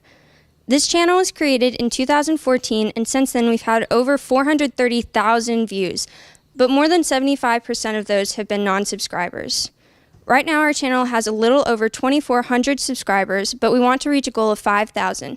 To help us do this, you can like, subscribe, and share our videos. Thank you for watching the Maroon Devils Network.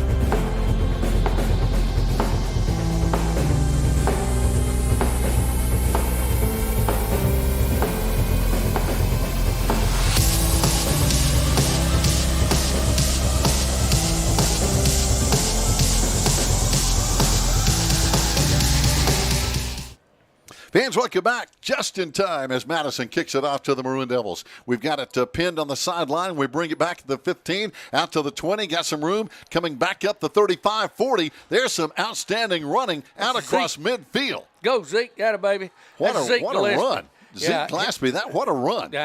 He is a talent also in the making. Let me tell you, he helps his team out in so many different ways. Special teams right now and being on the field as much as he can. But he made that play very, very special right there because he was patient. He was patient. He saw how it was being blocked, and he took advantage of them. He did. I think that's Josiah's younger brother. Mm-hmm. He's a lot of fun to coach, too. He's a nice young man, and he knows what he's doing. Hey, by the way, we want to give a shout-out to Bill Smiley watching in tonight. We appreciate Vicky King and Earl and the whole family. We appreciate them more than we can ever say, Coach. Yeah, that's a fact. Right now we had an offensive tackle that had to leave the field. Insay, I don't know whether it's a helmet repair or something, but he had to come off the field. We got people a little confused about lining up. Yeah, we're not lined up yet. Here we go. Got them lined up. Now we got people two in motion. That's illegal. Yep. And there's a flag. Somebody was wrong. Somebody was wrong on it. And we got sacked in the backfield for a big loss, so we're going to lose yards all the way around. Yeah, but the coach from Madison, he can accept the penalty or decline it and take the down. Yeah. But yeah, you could tell we were confused when we tried to line up. Then we got set, and you're right. Then when two people came in motion. Yeah, somebody was wrong. There's the illegal motion. Yeah. And it's declined. They're going to take the play. That means it'll be second down. And but some of our best fans are people at home like Bill Smiley and Vicky and Earl King and people like Jim Cochran. I tell you, we love those folks. And I'm so glad that Swain County High School decided to do this for folks like that can't make the trip all the time, and it's just easier on them to stay at home. Oh, no doubt. Thank you for joining us. Second down. Here comes a blast right up the middle. There we go. Here's Josh. He's going to score. Wow. Well, that's Mr. Offense again tonight. 2 touchdowns, 2 passes, 2 touchdowns, and he's rushed for. There he goes into the end zone, and so it's just. It's fun to watch him. And that was the veer play. They went to a little different front that time. They spread them out a little bit. They weren't concerned as much about the veer. And we hit them with it. Had the right play called at the right time. Oh, boy, I tell you what. I think that's 2 rushing and 2 passing for Josh tonight. Well, yeah. That's a good night. That's a pretty good night. Yeah. Here's Brendan for the extra point. Brendan Lanning kicks it up. And it's going to be up and good. He is having a good night tonight as well. Yeah. And in the first 30 seconds of the third quarter, our lead is now 28-3 over Madison. Well, that's the whole veer concept. It's Jim Fox used to coach at Rosman and Pisgah and play. He said it's like the old iodine medicine. You keep pouring it on the wound, it'll work. Sooner or later, it's going to work. Hey, we're also hearing from our old friend Lance Bristol. Andrews leading Hickory 21-0 at halftime. Woo. So Lance is on the spot. We appreciate him. And right now, Murphy leading New Faith Christian out of conference 37-6. That ball game in the third quarter. And at last check, Rabin Gap Nakuchi leads Robbinsville 14-0 at the half. They've got a heck of a game going on. That's something else. Now that two good teams. You hear about those folks, and like I said earlier, they have to wait on their people to get that community's growing down there. Though, if anybody's been down that way, at one time that school was kind of just out in the wilderness, but that community has grown around there, and they got a lot more to choose from now. And now it's a preparatory school, right? And you better have some money if you're going to go there. Yeah, and they're doing a good job with it. And they got dedicated to it, and they're making it work. It's an outstanding program. Here's Brendan Lanning with a kickoff. He drives it toward the left sideline. Unfortunately, this one's going to go out of bounds, and now Madison will have it at the 35-yard line. And now with 11:30 to play, our Maroon Devils with a good lead at 28-3. But coach, as you said, you can't sit back and just play on idle. You got to keep the gas down. Yeah, you got to keep the pedal pressed, and some of the Madison players there again saw one of them sling one of our players to the ground there. None of that's yet to be called, and I don't know how far they'll let it go. But as long as these players can get away with it, right in the middle of the field, basically after the play, got slung to the ground, and it's just you can't let that kind of stuff go on if you're an official. No, you really can't. First down and 10 now. Madison at the 35-yard line. They're kind of a familiar set, split backs with a quarterback. Now they have a man in motion in the slot over here on the left side, and they run to that left side. And, boy, we cut it off, and Shelton has to cut back inside. There was a good job by Skeet Cook turning that play back in. Yeah, that's what that's what we were weak at. That's the same look that they were giving us. They got all the yards off first. They came right back to it, and like they should. I mean, until we stop it, they're going to keep running it. So that's exactly what they did. And by the way, in the first half, Josh Collins, 7 carries, 107 yards, passing, 2 pass completions for 119 yards and 2 touchdowns. And again, one of those a big touchdown to Corey Stillwell. And we'll have more on that in just a minute. Second down and 8 now for Madison. In just a second, I want you to notice something that's going on the field, too. And, boy, they plunged this time over the left side, over there where that wing was with Shelton again. Same play. And now it's going to bring up third down and short. They're only going to need a couple of yards, or 3 yards, third down and 3 at the 42. Here's the adjustment that Coach Holtz made at halftime. Now, if you'll notice now, Collins is not at the outside linebacker position. We really and truthfully, we're playing with 3 inside linebackers now. And that means we're only 3 deep in the secondary. Yeah. But that's what we're changing. We're going to stop this running game. Here's Josh in the middle. Josh is in the middle. You got Lucas Sutton hurt and out. So we've gone to 3, and right there's what we're trying to stop. Good play. There's Skeet Cook over there along with Brandon Frost. And when he does that, then he puts Frost on one side and Cole on the other side, and they're both outside backers, and they're used to playing that outside position.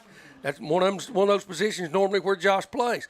But he's brought him inside now to help cover for for Lucas Sutton being injured, and not because there's any other weakness. It's not a weakness, but we got to stop this running game. And talking about Lucas, I'm looking at it over there right now. He's got his shoulder pads and his jersey off, and Lucas, unfortunately, is on crutches right now, and we hope it's not serious. Yeah, it's just it's bad. He's a tough young man, and for him to go down like that, and as much as he loves to play this game. No doubt. 3-man front again. This time isolation again. Here they come right up the A-gap. They met Josh up in there. That running back keeps pounding. They're just going to stick with this running game now and try to keep pounding it up in there. There's Grady Lewis, another big stop. And also coming up to help him that time was Mason Cochran, who's come in to play some of that linebacker spot. Yeah. What if he's in akin to Jim? There's a lot of Cochrans in Swain County. Yeah. I've kind of lost touch with who's kin to who. I hear you. Second down now. The Patriots need about 5, second and 5 in the third quarter. Right. Now, what this turns into defensively for us is it's a 5-man front, 3 deep with the backers. Look at them holding us on the head. Hey, we're getting tackled out there, man. They tackled our corner that time. Yep. And they got they're still a yard short of the first down. They're going to spot it right at the 45. They need 1 more yard on 3rd and 1. I hope that our players keep their composure. That's frustrating. Yeah, Cole's getting held constantly over there, and he can't complain about it because we'll get another penalty. All right, here comes Cole. He's calling the play over there on defense. He lines up over there wide on that left side. Oh, we almost jumped, and they got us. Yeah. That's going to back us. Again, that's going to give them a first down. Yeah, we got to get more disciplined at that. That's twice they've got us on it, and we've got to get that under control. And there again, that's going to Madison. Hats off to him. Hats off to him. I mean, I keep doing it too, as long as it works. As long as we're going to jump. So that'll spot it down at the 40-yard line now. Maroon Devil territory, just short of the 40-yard line. First down and 10, though, for Madison as our Maroon Devils lead 28-3, 7:25 to play, third quarter. Thanks for joining us here on a beautiful Friday night. They got that wing on the left side again. Yep. You got the tight end to the right, both backs back there, same isolation play, and boom. Boy, we cut that off. Yeah, he cut that. He actually cut back inside of where his blockers were, where his lead blocker was, and he got met there by Collins. Oh, Josh Collins and Mason Cochran and Insay Ufert. You don't want to run into those guys. Yeah, and Insay, he's just getting all three of the defensive linemen up there, Grady and big man up there. They're all getting better. They really are. They're tough inside. Big LD, Luke Quire, and Insay and Grady. And again, two of those are juniors, one senior. And they just try to overpower us right now at the line of scrimmage. And they move the marker. It's going to bring up, let's see, is that going to bring up third down? Third down in about about seven. So now our Maroon Devils, they're probably in 4-down territory here, Coach, but we've seen that a lot tonight. Oh, yeah. I mean, Madison's got nothing to lose being behind 28-3 with 6 minutes to go in the third quarter. They're packing them in. Got the Twins out here. I don't know why they got them because they're going to throw it out here into that one route. Oh, and they caught a good catch over there by their lead receiver, number 3, Gavin Galt. And that is very close. That's going to be enough for a first down. First down. So they'll move the chains. And Coach Billy Jenkins says it's chains. That ain't sticks. Yeah. I tell you what, he's a dandy. Yeah, he is. He's a dandy. We get on the phone sometimes. We talk mostly about our family, but football comes up on occasion. And he's been trying to help Coach Holdout and his staff some with his knowledge, and I think they really appreciate that. He's a great line coach. No question. Here we go. They run to the right side, and there's a lot of bodies over there, and they can't get anything. There's a late flag. It's got to be a hold because unless he's going to call a face mask and say he's had enough of that, and he just mauled them over there. And Big LD, he's right in the middle of that scrum. All three defensive linemen playing right down the line of scrimmage. Doing a good job up front. Face mask he's going to call. Oh, man. I can't see a hold. But somehow, out of all them bodies, they pick out a face mask. I don't know. Unbelievable. Only 5 yards. I'm kind of surprised. Yeah. One of those inadvertent face masks, they call it. That's going to bring up. Why's it got it at first down? Yeah, that doesn't make sense. No. And Coach Holt's got a question for him here. Yes. Why? Yeah, we got a timeout with 5:19 to play in the third quarter. We're up 28-3, and he is on the field questioning what is going on here. Boy, he's giving him what for? He's talking to him about the difference between, you're not calling the holding calls, but all of a sudden you see a face mask out of about 8 bodies in there. Yeah, the big rugby scrum. Yeah, and yet you're standing back there with a white hat on, and you've not seen one of those tackles when they're tackling our defensive linemen and linebackers. And even our corners. Yeah. So now it's going to bring up, looks like they're still going to call it first down. How? And I'm not sure how that works. First down and about 7. And this time they delayed handoff around the left side. And pretty good run down there, close to a first down at the 20. Again, that's Shelton. And that's Max coming up on the tackle again. Is going to be Mason Cochran. Yeah, and they're seeing that we're playing with that 3 linebacker scheme inside now. And we used to call this a stack look, and it was just a 3-3 stack. And it becomes you can end up in a 5-man front and playing a 53 look, or you can keep it that 3-3 and just keep moving those defensive linemen. But the linebackers have got to find those alleys and get in them. So now, second down and short, they're going to call it for Madison, and they run to the left side. But boy, again, a lot of bodies in there, and I don't think they got the first down unless they get a really good spot. Oh, there's another late flag. And if it's against us, that's going to be an automatic first down. It is. When it comes in that late by the official standing there spotting the ball, it's generally on the defense. One of them said something. That's it. A bad word or something, and they've heard it, and so that's it. That's generally what happens. Unsportsmanlike on the defense, and that's going to give now the Patriots a first down. Yeah, Coach Holt, he'll have to get control of it. He'll address that. Yeah. I know he will. They've got to get more disciplined than that because when things aren't going your way, and then these young men got to know you can't play this game with your mouth. You play it with those pads. Yeah, and I know they're getting frustrated with this holding situation. Yeah, but they have to deal with it. You got to deal with it, man. You just got to fight it off and keep plugging, because and talking don't do you any good. It doesn't. It's not helping anybody. You may vent a little bit, but it hurts the whole team. Yeah, sometimes nowadays young people think that they can say about anything they want to, and they do on social media and get away with it. And that's a bad trend. But you can't out there. No. Now they're going to be in the gun again. Quarterback is going to roll to the right side. Hands off, misdirection. And, boy, buried in the backfield for a loss of 1 or 2. Yeah, I tried a little bit of trickery there, him trying to roll out. That's kind of a draw play, basically, is what that is. The back just turns like he's going to stand there, basically, and the quarterback runs by him and sticks it in his belly. Boy, there's another good tackle by Mason Cochran. Yeah.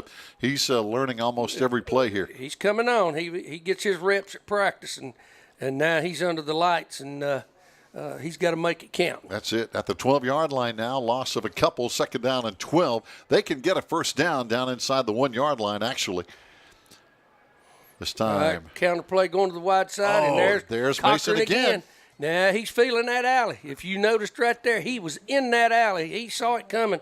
When those white helmets all went to the right with that zone look, he found that alley and filled right up in it. And there's another late flag. Yeah. Another late flag. And we threw him for about a 4-yard loss. And again, late flag is not going to be good. And coming off right now, I believe LD's coming off. Yeah. He's probably got the attention of that official now. And once you do something like that, it's on, because that official will not. They get rabbit ears. They want to hear everything they do with the coaches and they do with the player, and he may be ejected right now after that one. I don't know. We'll see if it is. I think he misses next week's game. Boy, that's tough. Coach Holt having a heart-to-heart right now with the head referee, and that's our 3rd unsportsmanlike conduct penalty tonight. Yeah, he'll have to address that. He really will, and these players have got to understand that does not hit. You're hurting your team. That's what the coaches are trying to tell LD over there, and he's dejected and he's upset. But you got to be able to control it. That's it. It's an emotional game, but you have to keep that emotion under control, if you will. And now we're going to bring in. Got another new man we're bringing in. Looks like Phoenix Hoyle, number 20, one of the new guys coming in right now. And let's see. Andreas is at the nose now. He's playing over the center. Big 77. Yeah, he gets his reps. We'll see him adjust now. Yeah. Andreas Cisneros. Mm-hmm. And here we go. Out of the gun again. Now it's first down and goal to go from the 8-yard line from Madison. And basically, our penalties are just moving them down the field. That's what's moving them. They haven't moved themselves that much. They had some offense, but we're giving them this. Oh, no doubt. There's a timeout on the field called by Madison. We're going to take a break, and we'll be right back with the Maroon Devils on top, 28-3. Stay with us.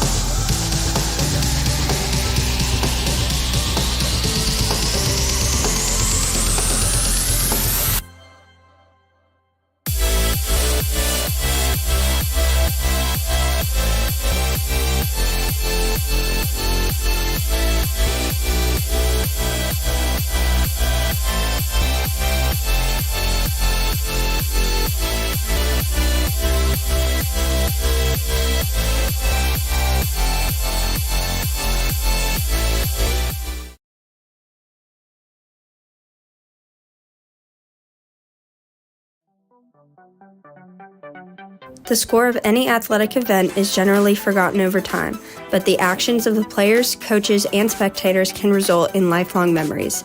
The next time you attend a high school game, think of how your community will remember you. Respect, integrity, and responsibility are values important to our daily lives. In a game, these are translated into the word sportsmanship. Sportsmanship is one of the strongest educational lessons and lifetime values taught by interscholastic athletes. The North Carolina High School Athletic Association views athletic participation as an extension of the classroom where valuable life lessons are taught and learned by student athletes. These lessons are best learned when respect is given to all participants. Players. Fans, welcome back. Is now after the penalties and everything is situated, and now here our Maroon Devils are coming in. Boy, we were bringing it, and I think we jumped offside. Well, they moved too, so this is going to be interesting on how this one fans out. Did we encroach before they moved? Yeah. Or did they move and cause us to encroach? Because this left guard moved. He was stepping back before the ball was snapped. Yeah, offside against the defense. And he may have forgot that it was going to be a long count, and he made that move. But, no, it's against us. Yeah, it's against us for encroachment, and that's going to move it down all the way down to about the 2-yard line. Yeah, we're giving them this. Holy this cow. Yeah, if they score, it's a gift. 3 times they've drawn us off now. Yeah. If they and again with our unsportsmanlike conduct penalties, we've had about almost 40 yards in penalties on this drive. Yeah, we got James Stroman in over here at the outside backer on this side now, and Frost at the other one. Here comes They're coming Shelton. right at Stroman. And Shelton is down to the 1-yard line. They got about a yard. And as you mentioned, James Stroman in there coming up on the tackle. Yep.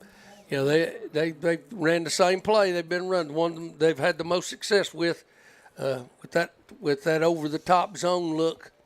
And again, as you mentioned, Coach, big number 77, junior, Andreas Cisneros is in there at that nose. Yeah.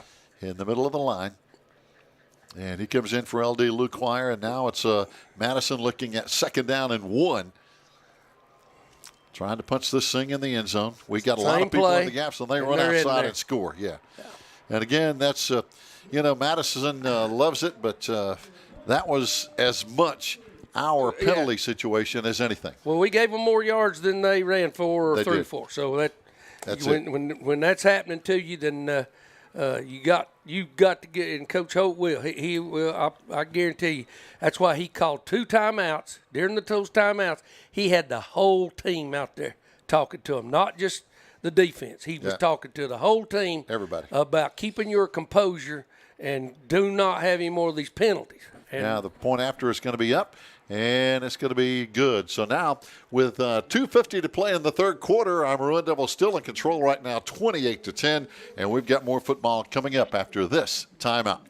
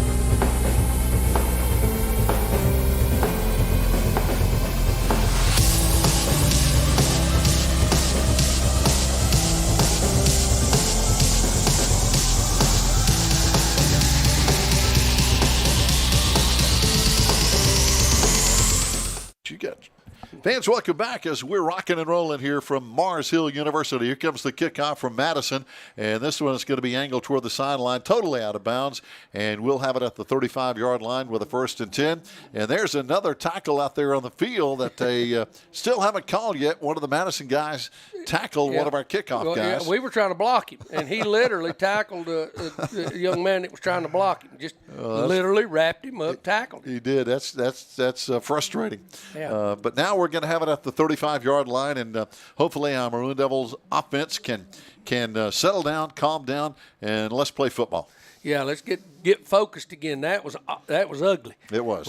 We literally gave them the touchdown by the unsportsmanlike conducts and the offsides penalty. I mean, and that's all discipline. And, it is. Coaches everywhere try to get control of that. But when those young men are out there and they start running that mouth, trouble's going to happen. Got a man in motion now. It's going to be the pitch back. And, we get stuck in the backfield. Yeah, way back. And poor old Zeke had nowhere to go because the toss was a little behind him, so he had to stop. He had to stop, and he bobbled the ball.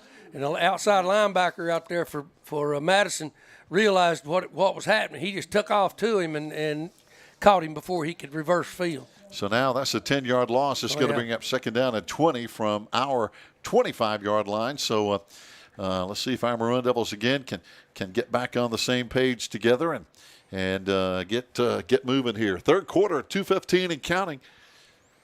28-10 Maroon Devil lead. Here they go, showing blitz. And we're going to run right by the blitz. Here comes Josh again. Josh in the secondary. Yeah. It's going to be a foot race, and Josh is going to win it. They are not going to catch Josh Collins. Touchdown. Yeah, and I'm telling you, folks, you just don't appreciate it. Well, if you're watching it, you can appreciate what this young man can do. Wow. I'm not taking away from the rest of the team. But now, you're not going to hear him talking back out there. You're not going to hear him be the one that gets that flag. He's out there for one purpose, and that's to help his team. Yeah. And that's the only thing he thinks about, and he'll do it any way he has to do it. Playing corner, playing outside linebacker, playing inside linebacker, running back, throwing the ball, running with the ball. Just what else can you do? Well, and that's what you want. Team first. Yeah. Brendan Lanning with the point after touchdown. It's going to be up and good. And now the Maroon Devils are up with a 35-10 lead. Just that quick, Coach. And again, what a night for Josh Collins. I think he's ran for 3 touchdowns and passed for 2 more. Yeah, and our quarterback right now is doing exactly what he needs to do. He's just he's controlling the football. He's not trying to make big plays. He don't need to try to make big plays for us right now. He's got 2 running backs back there, and one of them is showing out again like he can do. Hey, he's just handing this ball to him, trying to keep it. And he got piled up on that veer play right there. And he's doing a great job of filling in tonight for Reese and being the quarterback. And what a night! 226 yards rushing, and 2 touchdowns passing. I tell you. His numbers are just eye-popping. His all-purpose yards right now. I love it because coaching his dad and being around this young man out there at practice and watching him play. It's a joy. Yeah, his head's in the right place. It is. No doubt. Brendan Lanning to kick off now. Maroon Devils up 35-10. Just under 2 minutes to play in the third quarter. And Brendan's going to hang this one down toward the left corner, taking at the 22. And they come back on the other side of the field. Oh, now they reverse field, and they got some room. Make us pay. Brendan Lanning might be the last guy. And Brendan Lanning, the kicker, caught him. Yeah. Good job there by the kicker to track him down because he reversed field, and there was a lot of room out there. Yeah, they designed that to set that up for him to come over here, and the young man just saw that gap, and he made the first cut straight up field and then broke across the field. And Lanning did exactly what you ask your kicker to do. You be that last defender, and you ain't got to make it pretty. You just got to get him. And he did. Malachi Cochran, looks like number 34, came up to help him. But they were the last stand, so to speak. And right now, season total 943 yards rushing already for one Josh Collins. Yeah. And we're still a quarter and more left in this game. And this time they have a new quarterback in, and they hand off out of the backfield. And this time it's going to be Max Shelton. But they have Dallas Bartlett coming in to play quarterback now, number 9 on that play. And now he comes out of the lineup. Oh, no, he just goes to the sideline, gets the play call from Jamie Eckstein. Yeah, both those quarterbacks, they utilize them, try to play them to their strengths and give each other a break. Yeah, and they're both sophomores. Yeah. Young guys for the playing quarterback here at Madison. They'll be competing for that So they're seniors. That's it. 2nd down and 8 now for the Patriots. Wing and tight end, going to hand it to him, trying to get to the edge. Oh, what a tackle. And there's Insay. Like I said, he's seen about all that he wants to see tonight. And so he'll put a stop to it just like he has this whole season. He got inside the blocker and just took it down. That's it. And that's all you can ask of these defensive linemen is they have to be fighting a blocker to make a play. You're not going to see them make a clean – very seldom, and I used to tell them, man, when you get the shot, take it, of a clean tackle. I'm talking about one-on-one with a running back or a receiver coming from outside in. Yeah, but otherwise, you get whatever you can get. And he took him down. He hit him low, got him at the knees, and 3rd down and 10 now for Madison. Got twins out here to this side, 2 backs in the backfield, tight ends up top. And they throw to that it in side. Flat. And good catch, and that's going to be short of the 1st down. Good coverage over there again by the Maroon Devils, Josiah Glaspie. And that's their number 1 target over there, number 3, Gavin Galt. Yeah, he's their go-to man, and they ran him on a short out route right there. And he got in the seam between the corner and the outside backer, James Stroman over here, replacing Cole Weichel. And so... And we've got a couple of new faces on defense. Keontae Graham's over here now on this side. Yeah. Also, as we mentioned, James Stroman in, and that's going to be the final play of this 3rd quarter. And our Maroon Devils have a 35-10 lead. We'll be back with that final quarter after these messages on the Maroon Devils Network.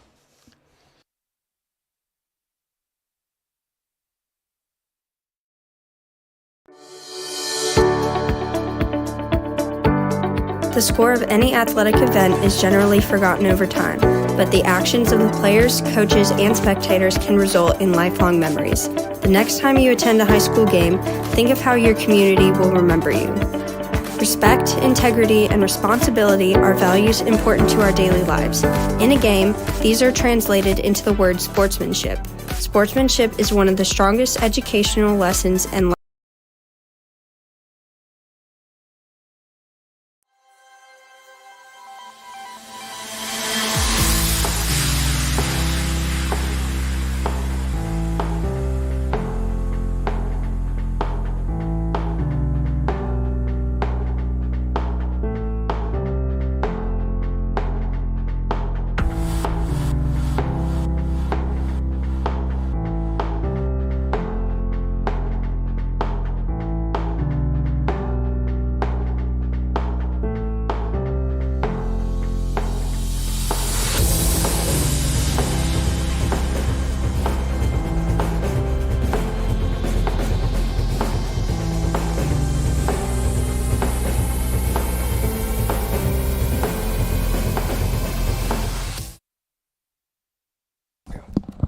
Fans, welcome back as our Maroon Devils.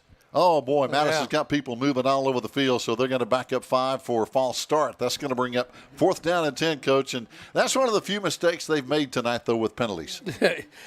Yeah. That was caught. That was caught, yeah, that was actually a penalty. That got penalized, that one was too obvious. Yeah, we'll reframe that one again because it's just, too obvious. So we'll see him punt here. Yeah, Corey Stillwell dropping back. And I tell you, he's had a good night. 1 touchdown reception. You know, we were talking with Toby Burrell on the break, and Josh Collins has figured in there's a low snap, and left-footed punter gets off a good punt, though. After a bad snap, it's going to take a high hop and will be blown dead down about the 1-yard line. But his feet went in, and that official right there don't know what he's doing because, that could have been a touchback. And I think Josh is talking to him about it, but he's not going to change his mind. No, the ball's going to be spotted right there. They like that. They enjoy it. I'm going to shut up before I get in trouble. I hear you. But talking about Josh Collins, seriously, 226 yards rushing tonight on 9 carries on the season, 943 yards. And tonight he has passed for 2 touchdowns, rushed for 3 touchdowns. So he has been involved in all 5 of our touchdowns. Yeah, he's a machine. And that we got to have him right now. We wouldn't be the same without him. And Corey Stillwell caught a big touchdown pass reception a moment ago. Keontae Graham caught the other one. So good job by those guys. We got to be careful here, Coach, because our backfield is in the end zone. Yeah, we're going to have a 1-back set this time, double twins. Going to send it Collins right up in the seam there. Yeah, and oh boy, we fumbled it. Madison says we fumbled it, and now the officials agree it's going to be Patriot football. So they got hit. Yeah, they got hit on the hookup. The quarterback was trying to get the ball in his belly. He was the only back there, so there wasn't an option to it after that. It was just give Josh the ball, and they hit us. They ran a blitz inside there and tagged him before he could get the ball handed out. I think Josh got it, but he got hit as he got the ball, and it popped out. So now Madison, again, we're kind of helping them out here. They have it at the 5-yard line, first down and goal. 11:14 to play. We're still in control, 35-10, but it's ugly right now. Yeah, it's getting ugly. Yeah. You can't. We don't want it this ugly. You can't win big ball games in it this ugly. You said it. Right now, it's they run that wing on the left side. Now he comes in motion. Got 2 backs, isolation up in. And there goes Shelton, and Shelton's down to about the 3.5. Yeah, he changed his track that time. He Insay was over there, and he didn't even attempt to cut in there behind those blockers. He tried to get to the edge and get by him over here. Now they'll probably come back to the wide side of the field with it, do pretty much the same thing, and try to get him out there in that grass. And so we got Strom over there, and good job by Josh Collins and Grady Lewis on that last play. So now it's going to bring up second down and goal from the 4. Yeah, they're going out of the tight end and the wing set away from the tight end. And the quarterback hands off, and here comes the other Shelton, number 35, and he moves the stack to about the 2-yard line. Both their running backs are Shelton, 22 Levi Shelton and 35 Max Shelton. And right now, that's wedge blocking. They're just putting those helmets, letting those offensive linemen tell them to run their feet. That's why you don't see a clean tackle made, because there's not any. It's not a design type block. You just run behind an offensive lineman, and he just wedge blocks it up in there. They all just watch those white helmets. They're all going to turn the same direction. And when they do, that ball's going to go right in behind them, right there. There goes Shelton again. He gets down to the 1. He's close. Ball came out. Oh, my goodness. The Maroon Devils seem happy, but no signal. Yeah, that Eagle Eye official didn't see that one. Nope. Yeah. So now it's going to be Madison ball just inside the 1-yard line. And now it's fourth down and goal from the 1. Well, obviously, hey, they're going to still try to punch it in. Our Maroon Devils would love to keep them out of the end zone. Yeah, we need to stop them right here. This is a momentum thing. Yeah, it is. We don't need to give them anything else. Somebody's calling a timeout right now, and I'm not real. I think it was Madison. We'll see. So timeout has been called on the field, and they haven't signaled as to who has called the timeout.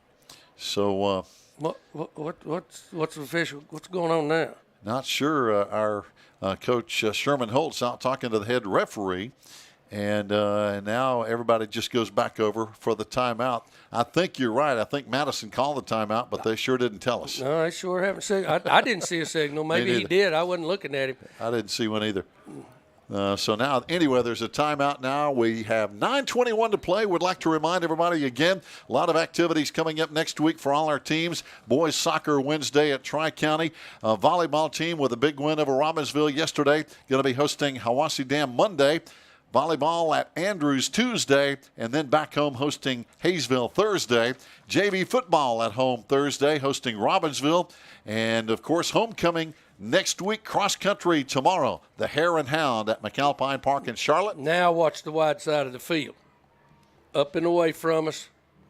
There it is. There we go. Shelton, left side goes in. That's what they were trying to set up right there. When you see a corner split that far to get that, or a receiver split that far to get that corner out of this whole mix, and they're just trying to take advantage of the substitutions we've had to make on defense, and it just they found them a place to go with it. Yeah, and we've had to make a couple of substitutions on D. Of course, Lucas Sutton over there, he has been out with a potential knee injury. They've got people in motion. Yeah, they've got people in motion before they kicked it.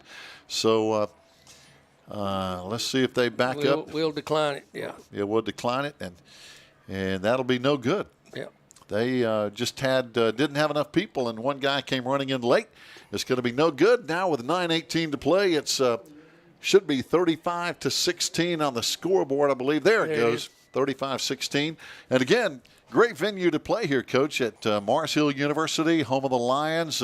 Of course, we've had so many great folks like yourself play here at Mars Hill. People like Wally Treadway. I know Mike Treadway played here. Yeah. We've had several good folks play here. Yeah, over the years, some of the coaches that were on the staff there at Swain were Mars Hill alumnus. Steve Manley, Frank Manley. Yeah. Matthew played here. Yeah, Matthew played here. Steve played here. Yep. And it was a good place for young people out of Western North Carolina to come and have an opportunity to play. And you got to play some great places and play against some good football teams. And it was just it was a lot of fun. For the years that I was here, and I enjoyed it. My teammates was what it was all about, and I've been that. We still get together. We'll be getting together here about 2 weeks up here for homecoming. So have a good time and eat some good food. We will, man. They can cook. Them guys can cook. I can't cook a lick. So. That's what I hear. They kick it out of bounds again, and we'll have it at the 35-yard line. Now, Coach, you can tell me if I'm wrong. It used to be Mars Hill College. Now it's Mars Hill University. And I've been told the difference is a university has master's degree programs as opposed to a four-year college. Right. Okay. I'm just going from what I've been told. You know more than I do, okay? So I'm just going to leave it at that. All I know was when they changed the name to university, I got me a T-shirt, and this shirt I've got on right now that says Mars Hill University on it. Yeah. You're looking good. Some updated scores. Murphy right now all over this let me get the name of this team. New Faith Christian Academy. Murphy's whipping them pretty good right now, 51-6. In that ball game, and right now Raven Gap still in front of Robbinsville, 14-0 in that ball game.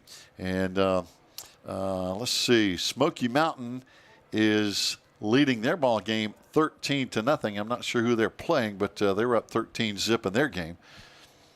And but we get back into conference play next week. Andrews homecoming at Swain County Memorial Stadium. Maroon Devils now. One back said there was a procedure called against them when the ball hadn't been snapped. I'm not real sure what happened. And the thing of it is, they marked off 8 yards. 8 yards, so it's a first down. And I think some official said something about it, but I really don't understand what. Yeah, an 8-yard penalty doesn't make sense, does it? No, because it was at the 35. They marked it up at the 43. Yeah, this is one. It's got a lot of question marks in it. Oh boy. I'm not familiar with an 8-yard penalty. No, not seen one in a while. No. Not when you haven't run an offensive play. First down and 10. Now they are going to spot it at the 43. First and 10 for the Maroon Devils on offense. All right, here we go. Go right back Josh, to the veer. left side. Yeah. Oh, boy, he runs hard. Yeah, and they're just trying to pull the ball. That's all. You can see him there. That's why he drags them so far. Boy. I never was a big – we would teach our kids how to knock the ball loose, our players, and strip out of the secondary and things like that. But to me, it just good running backs can make you pay for that by just running through those arms and just keep churning it away. That's it. Protect that football in tight. Yeah. And now we have another timeout called on the field. We're not sure who called the timeout. I believe they got an injured player right you're here. Right. Madison has an injury. Looks like he's got cramps, both legs. Yeah, because they're having to work on both of them. Man, that's painful. Yep. Yeah, I hate to tell those young men, the older you get, they hurt worse. They hurt worse, especially when you're in bed at night. Oh, holy cow! Lord of mercy. Yeah, I don't even want to talk about it. Those might be the worst. Because then you got to try to get up and walk it off and get that cramp. At 3 o'clock in the morning. Yeah. Mm-hmm. No fun. No fun. And but you're right, Coach. It's getting older.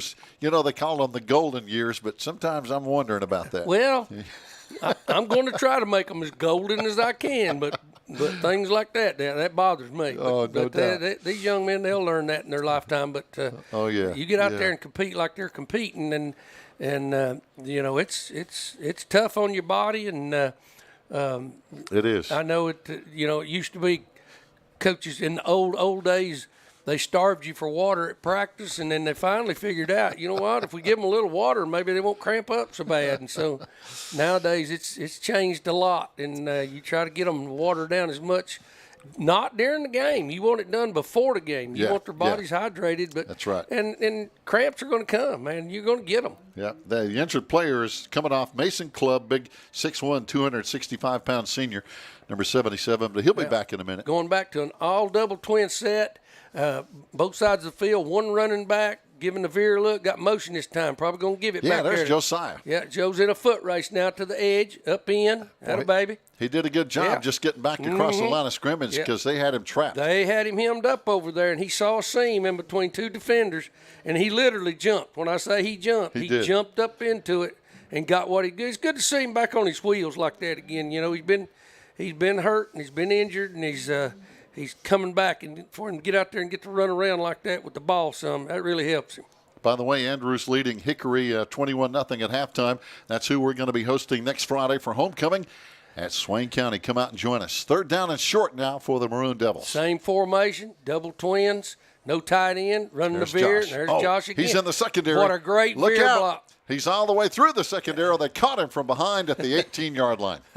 Boy, that's how you block. That's how you veer block it right there, man. You pile them. You look over and you see those offensive linemen stacked up on top of defensive linemen, and they've got them pinned right there. You know that veer block has worked for you. And our offensive linemen, Big Nolan Fisher, Andreas Cisneros, Nsay Uford up there, Grady Lewis, Drew Skaggs, Trent Jones. All these guys do such a great job. Yeah, Skaggs was that time.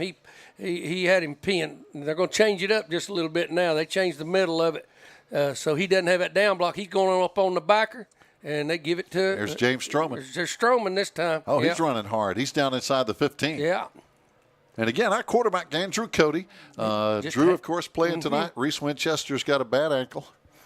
He's handling the ball. I mean, he's got that turnover against him, but that's not.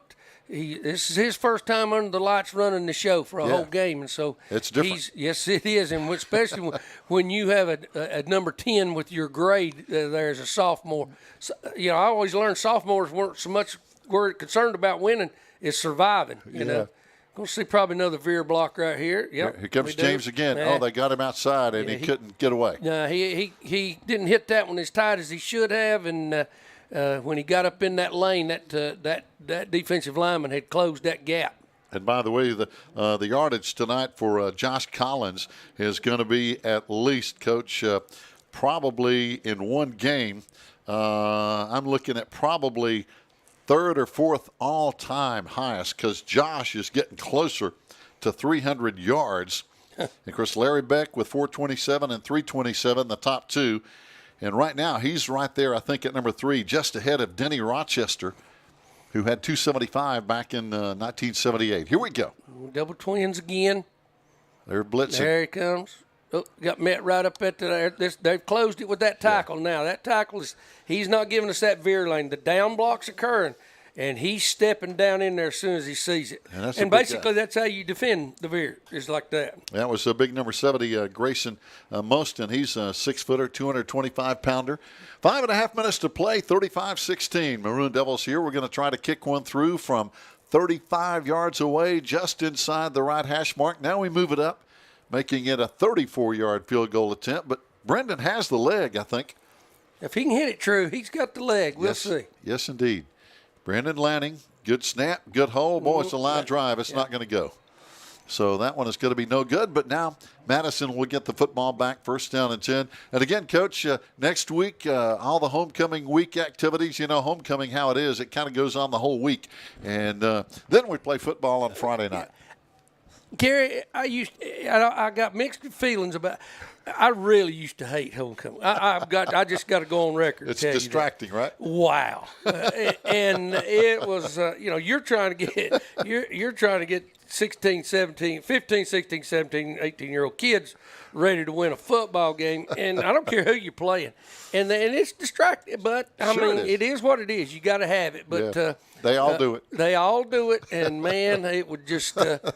I'm going on record right now. Probably never said it out loud to anybody but my family, but it's tough. It was tough. Yeah, it's a tough week. Here's that wing again, going to bring their best running back this way. Glaspie cut it back inside. And that was a good tackle in there. Coming up on the tackle, that's big Andrea Cisneros coming up to help out. Big number 77.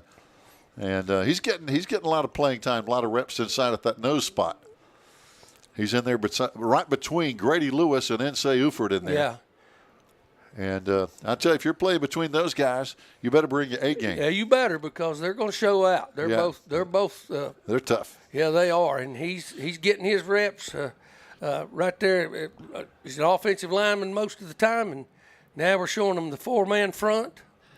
A little different, made them change their blocking scheme up, and they didn't get it right. Boy, I think we'll probably stay with that unless it's maybe on third down we might go back to the 3-3 front basically. But good job, Skeet Cook among others coming in to plug that hole. Yeah, this is a little bit more dynamic when you play that 4-man front and you cheat that nose man over. That changes their blocking schemes. So now it's going to bring up 3rd down and 5 for Madison. We have 3:48 to play. 3rd down and 5. Madison with the football, as you can see, right about the 24-yard line. Now watch the defensive linemen's helmets. Okay, inside, outside, upfield. That's it, Grady. That's it. Oh, the quarterback took too long, Yes. and Grady made him pay. Grady Lewis with a big sack. If you noticed his movement from the snap of the football, he's the contained man on that side. He's got to get out there. He's got a blocker on him, and he just has to keep fighting for width and then put the pressure upfield on him. And he did it exactly the way you're supposed to do it. Yeah. That's the way you coach him. And he pushed it. He just pushed his man straight back. He did. He didn't make it. Wasn't fancy. He didn't do any high arm swims or anything like that. He just powered him back through there. Yeah, it's kind of a bull rush. Yeah, it is. That's old school. Yeah, it is. Yeah. And now it's 4th down at about 15, and I'm afraid Madison's going to try to punt this ball away. They're going to let the play clock run down and call a timeout, looks like. Yeah, with 2:49. Yep, they're going to call a timeout and punt it back. And fans, again, next week, so many activities going on. As a matter of fact, coming up tomorrow morning, our cross-country team, I'm not sure what time they're leaving or if they go down today and spend the night, but they're going to be in Charlotte. Tomorrow morning, I think that event starts at 8 o'clock. The Hare and Hound cross-country meet at McAlpine Creek Park down there. JV football, last game of the season, hosting Robbinsville next Thursday at Swain County Memorial Stadium. Volleyball, big win over Robbinsville last night. They're going to be back at home hosting Hiwassee Dam on Monday. Tuesday, going to be on the road at Andrews. And then Thursday, going to be hosting Hayesville. Big night tonight for one Josh Collins, 262 yards on the ground. And don't forget boys soccer Wednesday over at Tri-County. And now after the timeout, Madison is going to be punting it away, and dropping back is going to be Corey Stillwell. Got his helmet off. Now he gets it on, and got to be careful taking that helmet off on the field. They'll get you for that. Oh, yeah.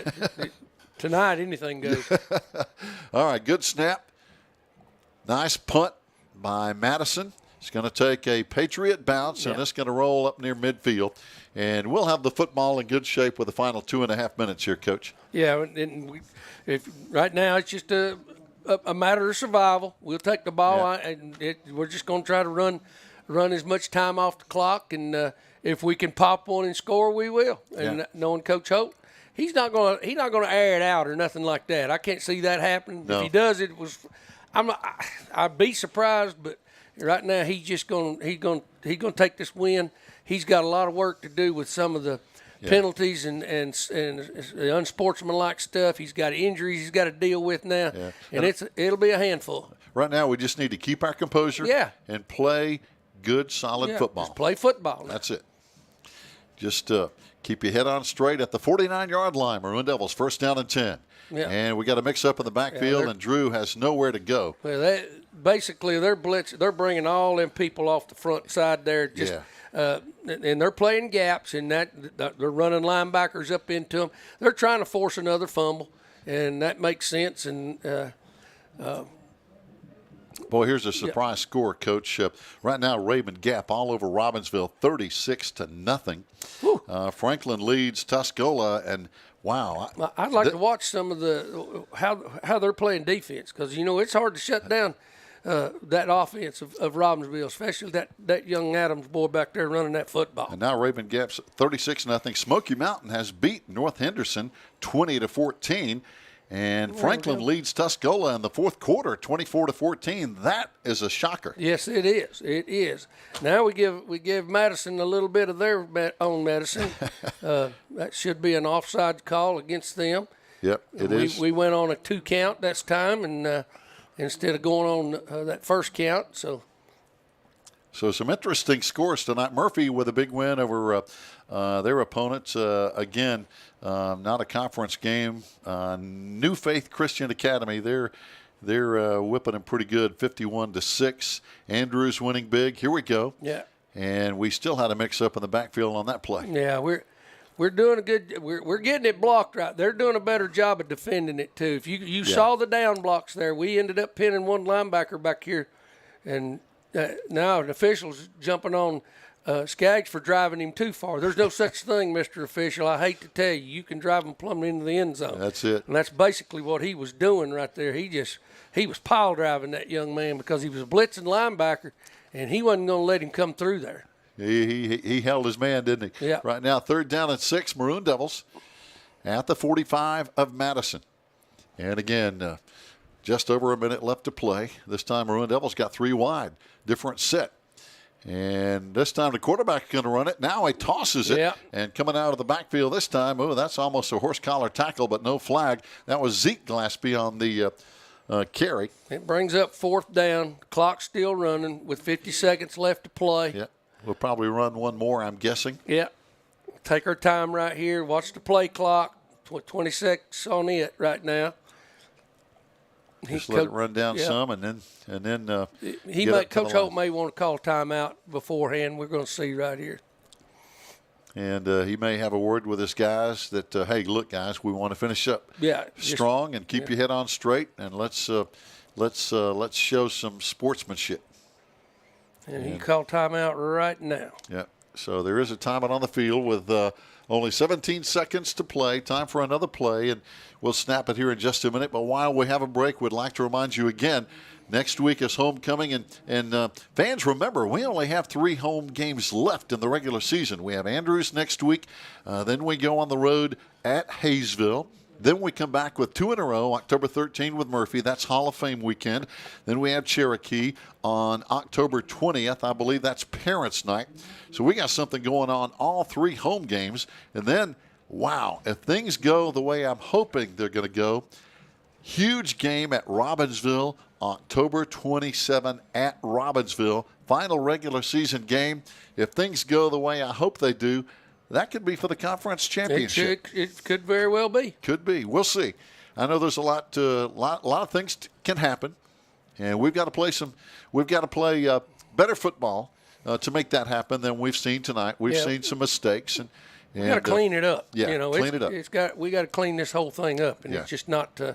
It's not like we wanted it, and not every game's going to be that way. But the only thing I know right now is that. That key word you mentioned before, discipline, and that we've got to get that. We got to get that back. Yep, discipline, composure. Yeah. Right now, 4th down, final play probably of the ball game, where we're just going to snap it, and Josh Collins is actually just going to run around, and now he's going to punt it away. Yeah. Run some time off the clock, smart move, good punt, fair catch, and he fumbled a fair catch. They missed it, and we could end up with another. If we get the football, we got another score. Oh boy, that one was it's loose. Our ball. Yeah. So now the Maroon Devils will have the football. I'd say Coach Holt's going to hit a knee. We'll see right here. I think he's. I'm guessing we have a chance to score at the 5-yard line with 5.5 seconds to play. I'm not sure you want to do that. I don't think he's going to. I think he's going to tell him to take a knee right there. And, when you're up 35-16. Yeah, and he's not. He's got to have a little bit of humility about it. I don't know what he's going to do, but.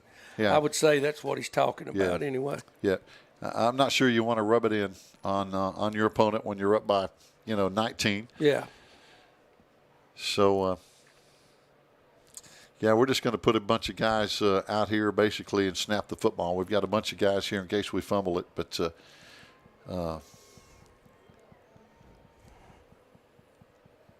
wait a minute. This is our defense. This well, looks they like didn't our give us the defense. ball. One official, Yeah, I thought we had the ball. he But pointed. yeah, this is our defense. So they're going to have it on the final play. We can't run another play. I was thoroughly confused. Me I too. saw an official. Yeah, me too. And I hope folks watching at home saw it, and I wasn't hallucinating.